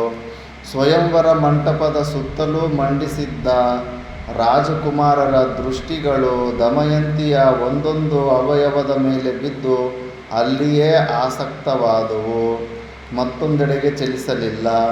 ದಮಯಂತಿಯ ಅವಯವಗಳೆಲ್ಲವೂ ಅತಿ ಸುಂದರವಾಗಿದ್ದವು. ಒಂದೇ ಅವಯವದ ಸೊಬಗನ್ನು ಎಷ್ಟು ಹೊತ್ತು ನೋಡಿದರೂ ಅವರ ಮನಸ್ಸು ತಣಿಯುತ್ತಿರಲಿಲ್ಲ. ದಮಯಂತಿಯು ಸ್ವಯಂವರ ಮಾಲೆಯನ್ನು ಹಿಡಿದು ಮೆಲ್ಲನೆ ಹೆಜ್ಜೆ ಇಟ್ಟು ನಡೆಯುತ್ತಿದ್ದಂತೆ ವಂದಿ ಮಾಗಧರು ಅವಳ ಸಮೀಪದಲ್ಲೇ ಇರುತ್ತಿದ್ದ ರಾಜಕುಮಾರರ ದೇಶ, ಕೋಶ, ವಂಶಾಲಿ ಮತ್ತು ಬಿರುದಾವಳಿಗಳನ್ನು ಹೇಳುತ್ತಿದ್ದರು. ಅನೇಕ ರಾಜಕುಮಾರರಿಗೆ ನಿರಾಶೆಯನ್ನುಂಟು ಮಾಡಿ ದಮಯಂತಿಯು ಮುಂದೆ ನಡೆದಳು. ನಿಷಧಾಧಿಪತಿಯಾದ ನಳನ ಪರಾಕವನ್ನು ರಾಜಭಟರು ಹೇಳಿದರು. ರಾಜಪುತ್ರಿಯ ಹೃದಯ ಕಮಲವು ಮುಖಕಮಲವು ಒಮ್ಮೆಗೆ ಅರಳಿದವು. ಘಮಘಮಿಸುತ್ತಿದ್ದ ಜಾಜಿ, ಸಂಪಿಗೆ, ಕಲ್ಹಾರಾದಿ ಹೂಗಳಿಂದ ಕಟ್ಟಲ್ಪಟ್ಟಿದ್ದ ಸ್ವಯಂವರ ಮಾಳಿಕೆಯನ್ನು ನಳನ ಕುತ್ತಿಗೆಗೆ ಹಾಕುವ ಸಲುವಾಗಿ ಕೈಗಳನ್ನು ಮೇಲೆತ್ತಿ ತನ್ನ ಕಣ್ಣುಗಳೆರಡನ್ನೂ ನಳನ ಕಡೆಗೆ ತಿರುಗಿಸಿದಳು. ಆದರೆ ಸ್ವಯಂವರ ಮಾಲೆಯನ್ನು ಕಂಬುಕಂಠದಲ್ಲಿ ಧಾರಣೆ ಮಾಡಲು ಅಲ್ಲಿ ಒಬ್ಬನೇ ನಳನಿರಲಿಲ್ಲ, 5 ನಳರಿದ್ದರು. ಈ ದೇವತೆಗಳು ಕೂಡ ನಳ ಮಹಾರಾಜ ರೂಪದಲ್ಲಿ ಬಂದುಬಿಟ್ಟಿದ್ದಾರೆ. ಹಾರವನ್ನು ಹಾಕಲು ಮೇಲೆತ್ತುತ್ತಿದ್ದ ಕೈಗಳನ್ನು ದಮಯಂತಿಯು ಕೆಳಗಿಳಿಸಿದಳು. ಅನಂತರದಲ್ಲಿ ಸ್ತಬ್ಧಳಾಗಿ ನಿಂತು ಯೋಚಿಸತೊಡಗಿದಳು. ಆ 5ರಲ್ಲಿ ನಿಜವಾದ ನಳನು ಯಾರೆಂಬುದನ್ನು ತಿಳಿಯಲು ದಮಯಂತಿಗೆ ಸಾಧ್ಯವಾಗಲಿಲ್ಲ. ಆ 5ರಲ್ಲಿ ಯಾರೊಬ್ಬನನ್ನು ನೋಡಿದರೂ ಅವನು ನಳನಂತೆಯೇ ಅವಳಿಗೆ ಕಾಣುತ್ತಿದ್ದನು. ದಮಯಂತಿಯು ತನ್ನಲ್ಲಿಯೇ ತರ್ಕಿಸತೊಡಗಿದಳು. 5ರಲ್ಲಿ 4 ಇಂದ್ರಾದಿ ಲೋಕಪಾಲರೆಂದೇ ನಿರ್ಧರಿಸಿದಳು. ನಾನು ಈ 5ರಲ್ಲಿ ನಿಜವಾದ ನಳನು ಯಾರೆಂಬುದನ್ನು ಹೇಗೆ ನಿರ್ಧರಿಸಲಿ? ದೇವತೆಗಳಿಗೆ ರೆಪ್ಪೆಯಾಡುವುದಿಲ್ಲವೆಂದು ಕೇಳಿದೆನು, ಆದರೆ ಇವರೆಲ್ಲರೂ ರೆಪ್ಪೆಗಳು ಆಡುತ್ತಿವೆ. ಭೂಮಿಯ ಮೇಲೆಯೇ ಕಾಲೂರಿ ಸಿಂಹಾಸನದಲ್ಲಿ ಕುಳಿತಿದ್ದಾರೆ. ದೇವತೆಗಳಿಗೆ ಬೆವರೇ ಇಲ್ಲವೆಂದು ಕೇಳಿದ್ದೇನೆ, ಆದರೆ ಈ 5ರಿಗೂ ಮುಖದಲ್ಲಿ ಬೆವರಿದೆ. ಯಾವ ರೀತಿಯಲ್ಲಿಯೂ ಈ 5ರಲ್ಲಿ ದೇವತೆಗಳ್ಯಾರು ನಳನ್ಯಾರು ಎಂಬುದನ್ನು ತಿಳಿಯಲು ನಾನು ಅಸಮರ್ಥಳಾಗಿದ್ದೇನೆ. ಹೀಗೇನು ಮಾಡಲಿ ಎಂದು ದಮಯಂತಿಯು ಕ್ಷಣಕಾಲ ಯೋಚಿಸಿದಳು. ಯಾವ ಉಪಾಯವೂ ಹೊಳೆಯಲಿಲ್ಲ. ಕಡೆಗೆ ದೇವತೆಗಳನ್ನೇ ಶರಣು ಹೋಗಲು ನಿಶ್ಚಯಿಸಿದಳು. ಮನಸ್ಸಿನಿಂದಲೂ ಮಾತಿನಿಂದಲೂ ದೇವತೆಗಳನ್ನು ಪೂಜಿಸಿ ಸ್ತೋತ್ರ ಮಾಡಿ ನಮಸ್ಕರಿಸಿ ಬದ್ಧಾಂಜಲಿಯಾಗಿ ನಿಂತು ಭೀತಳಾಗಿ ದೇವತೆಗಳನ್ನು ಪ್ರಾರ್ಥಿಸಿದಳು. ಎಳೆಯ ದೇವತೆಗಳಿರ, ಪರಮ ಪೂಜ್ಯರಾದ ಲೋಕಪಾಲಕರುಗಳಿರ, ನಾನು ರಾಜಹಂಸದ ಬಾಯಿಯಿಂದ ನಳರಾಜನ ಗುಣಕಥನವನ್ನು ಎಂದು ಕೇಳಿದನೋ ಅಂದೇ ನಳನನ್ನು ನನ್ನ ಪತಿಯನ್ನಾಗಿ ವರಿಸಿಬಿಟ್ಟಿರುವೆನು. ಈ ಒಂದು ಸತ್ಯದ ನಿರ್ಧಾರದಿಂದ ನೀವಿಂದು ನನಗೆ ನಳನಾರೆಂಬುದನ್ನು ದಯೆಯಿಟ್ಟು ತೋರಿಸಿರಿ. ಮನಸ ವಾಚ ನಳನೇ ನನ್ನ ಪತಿಯೆಂದು ನಾನು ನಿರ್ಧರಿಸಿದ್ದೇನೆ. ಈ ಒಂದು ಸತ್ಯದ ನಿರ್ಧಾರದಿಂದ ನೀವಿಂದು ನನಗೆ ನಳನಾರೆಂಬುದನ್ನು ದಯೆಯಿಟ್ಟು ತೋರಿಸಿರಿ. ನಳನೇ ನನ್ನ ಪತಿ ಎಂಬುದಾಗಿ ದೇವತೆಗಳಿಂದಲೇ ನಿರ್ಧರಿಸಲ್ಪಟ್ಟಿರುವುದು. ಈ ದೈವ ನಿಯಮದ ಸತ್ಯ ಪರಿಪಾಲನೆಗಾದರೂ ನೀವಿಂದು ನನಗೆ ನಿಮ್ಮ 5ರಲ್ಲಿ ನಳನಾರನೆಂಬುದನ್ನು ದಯೆಯಿಟ್ಟು ತೋರಿಸಿರಿ. ನಳನನ್ನು ನಾನು ಪತಿಯೆಂದು ಭಾವಿಸಿದನಿಂದಲೂ ಅವನನ್ನು ಅನುದಿನವೂ ಆರಾಧಿಸುವ ವ್ರತವನ್ನು ಕೈಗೊಂಡಿದ್ದೇನೆ. ಈ ಒಂದು ಸತ್ಯದ ನಿರ್ಧಾರದಿಂದ ನೀವು ನನಗೆ ನಿಮ್ಮೈವರಲ್ಲಿ ನಳನಾರೆಂಬುದನ್ನು ದಯೆಯಿಟ್ಟು ತೋರಿಸಿರಿ. ಲೋಕಪಾಲಕರುಗಳಿರ, ನೀವು ನಿಮ್ಮ ನಿಜವಾದ ರೂಪವನ್ನು ಧರಿಸಿದರೆ ನಾನೇ ಧರ್ಮಾತ್ಮನಾದ ನಳನಾರೆಂಬುದನ್ನು ತಿಳಿಯಲು ಸಮರ್ಥಳಾಗುತ್ತೇನೆ. ದಯೆಯಿಟ್ಟು ನೀವು ನಿಮ್ಮ ನಿಜ ಸ್ವರೂಪವನ್ನು ತಾಳಿರಿ.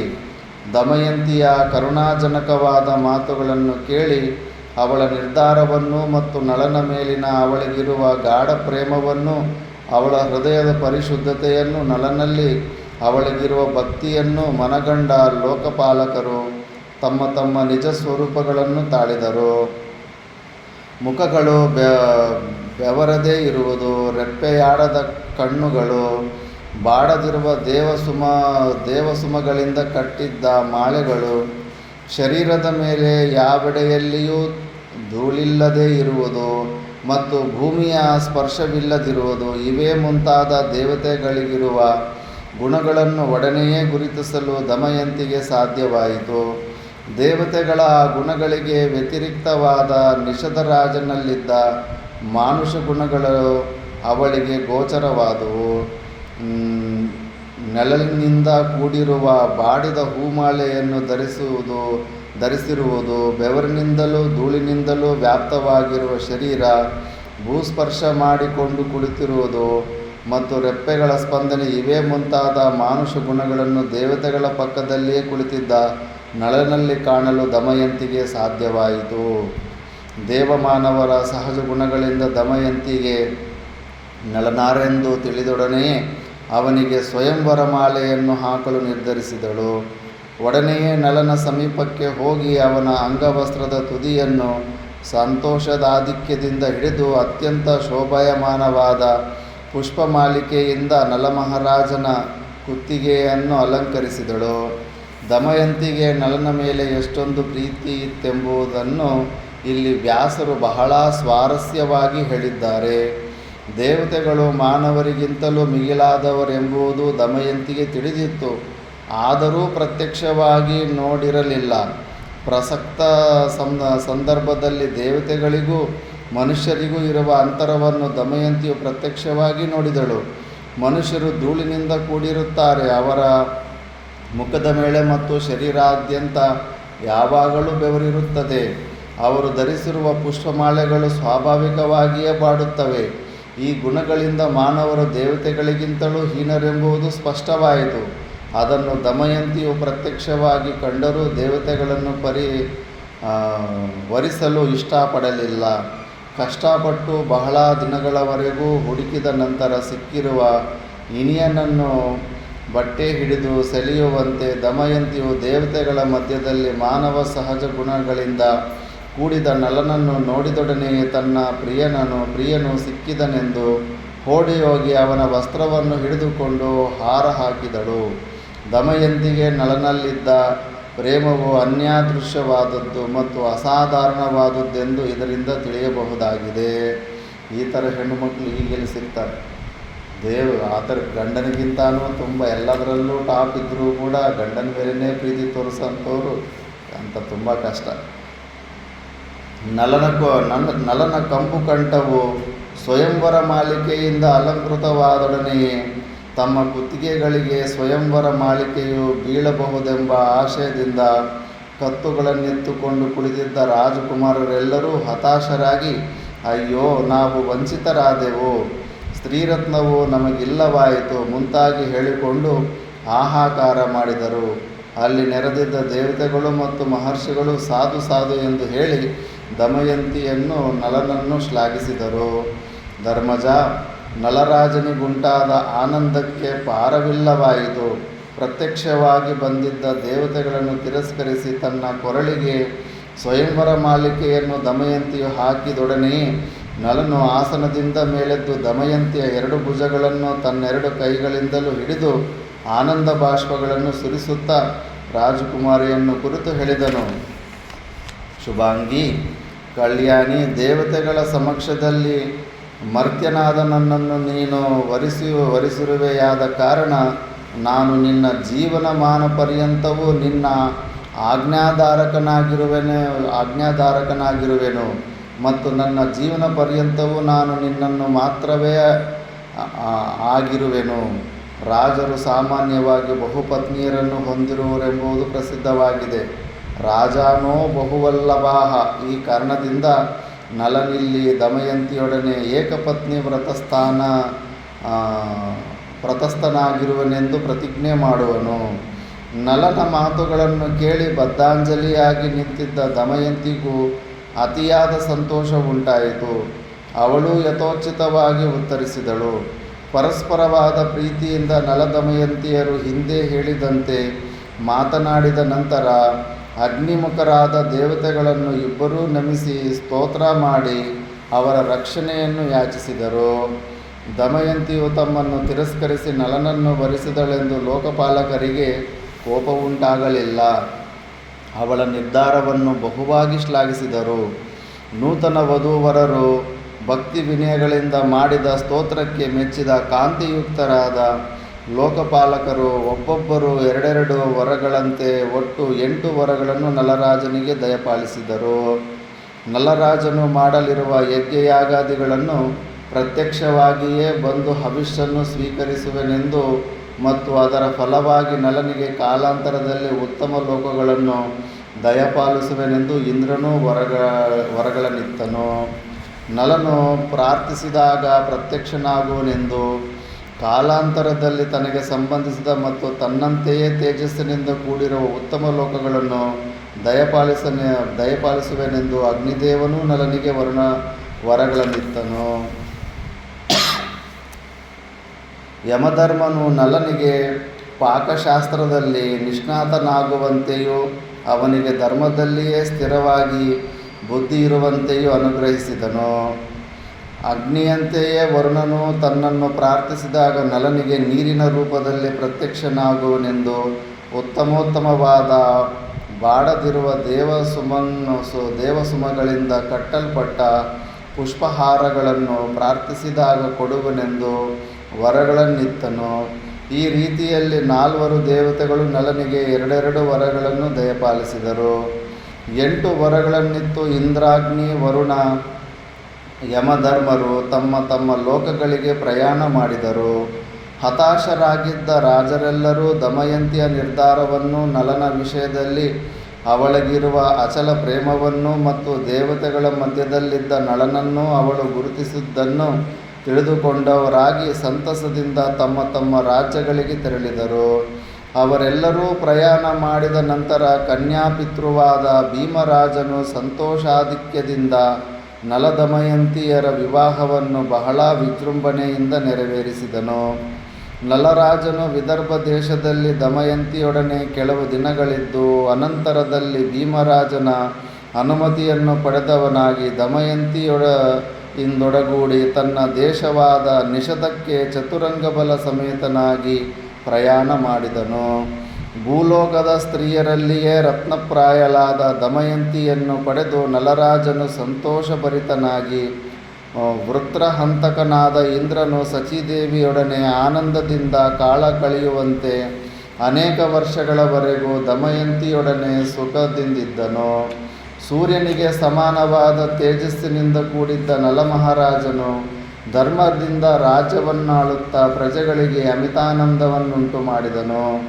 ನಹುಷನ ಮಗನಾದ ಯಯಾತಿಯಂತೆ ನಲನೂ ಅನೇಕಾನೇಕ ಅಶ್ವಮೇಧ ಯಾಗಗಳನ್ನು ಮಾಡಿ ಬ್ರಾಹ್ಮಣರಿಗೆ ಅಪಾರವಾದ ಸುವರ್ಣವನ್ನು, ಗೋವುಗಳನ್ನು ಕೊಟ್ಟನು. ಬಜಾರಕ್ಕೂ ಮಹಾಭಾರತ ಸೀರಿಯಲ್ ನೋಡ್ತಾ ಇದ್ದಾನೆ. ಏನು ಸ್ವಾಮೀಜಿ, ಬ್ರಾಹ್ಮಣರಿಗೆ ಅಷ್ಟೊಂದು ಕೊಡ್ತಾ ಇದ್ರು ದಾನ ಧರ್ಮ, ಈಗ ದಾನ ಕೊಡೋದು 5 ರೂಪಾಯಿ 10 ರೂಪಾಯಿ ತೆಗಿಬೇಕಂದ್ರೆ ಪ್ರಾಣ ಹೋಗುತ್ತೆ. ಆವಾಗ ಎಲ್ಲ ರಾಜರೆಲ್ಲ ಬರೀ ದಾನ ದಾನ ದಾನ ಮಾಡೋರು ಇದ್ರಲ್ಲ. ದೇವತೆಗಳು ತಮ್ಮ ಸ್ತ್ರೀಯರೊಡನೆ ನಂದನವನದಲ್ಲಿ ವಿಹರಿಸುವಂತೆ ನಲನೂ ದಮಯಂತಿಯೊಡನೆ ಸುಂದರವಾದ ಅರಣ್ಯಗಳಲ್ಲಿಯೂ ಉದ್ಯಾನವನಗಳಲ್ಲಿಯೂ ವಿಹರಿಸುತ್ತಿದ್ದನು. ಮಹಾತ್ಮನಾದ ನಲರಾಜನಿಗೆ ದಮಯಂತಿಯಲ್ಲಿ ಇಂದ್ರಸೇನನೆಂಬ ಪುತ್ರನೂ ಮತ್ತು ಇಂದ್ರಸೇನ ಎಂಬ ಪುತ್ರಿಯೂ ಜನಿಸಿದರು. ಧರ್ಮರಾಜ, ನಾನು ಮೇಲೆ ಹೇಳಿದಂತೆ ನಲನು ಅನೇಕ ಯಜ್ಞಯಾಗಾದಿಗಳನ್ನು ಮಾಡುತ್ತಲೂ ಚೆಲುವೆಯಾದ ದಮಯಂತಿಯೊಡನೆ ಉದ್ಯಾನಗಳಲ್ಲಿ ವಿಹರಿಸುತ್ತಲೂ ಸಂಪದ್ಯುಕ್ತವಾದ ರಾಜ್ಯವನ್ನು ಧರ್ಮದಿಂದ ಪರಿಪಾಲನೆ ಮಾಡುತ್ತಲೂ ಇದ್ದನು. ಈ ಥರ ಅವ್ರ ಜೀವನ ನಡೀತಾ ಇರುತ್ತೆ. ಮಿಕ್ಕಿದ್ದು ನೆಕ್ಸ್ಟು ಇನ್ನು ಕಷ್ಟಗಳು ಸ್ಟಾರ್ಟ್ ಆಗ್ತವೆ ಕಲಿಪುರುಷಂದು. ಅದನ್ನು ನೆಕ್ಸ್ಟ್ ಕ್ಲಾಸಲ್ಲಿ ನೋಡಿ. ಓಂ ಪೂರ್ಣಮದ ಪೂರ್ಣಮಿದಂ ಪೂರ್ಣಾತ್ ಪೂರ್ಣಮುದಚ್ಯತೆ ಪೂರ್ಣಸ್ಯ ಪೂರ್ಣಮಾದಾಯ ಪೂರ್ಣಮೇವಾವಶಿಷ್ಯತೆ. ಓಂ ಶಾಂತಿ ಶಾಂತಿ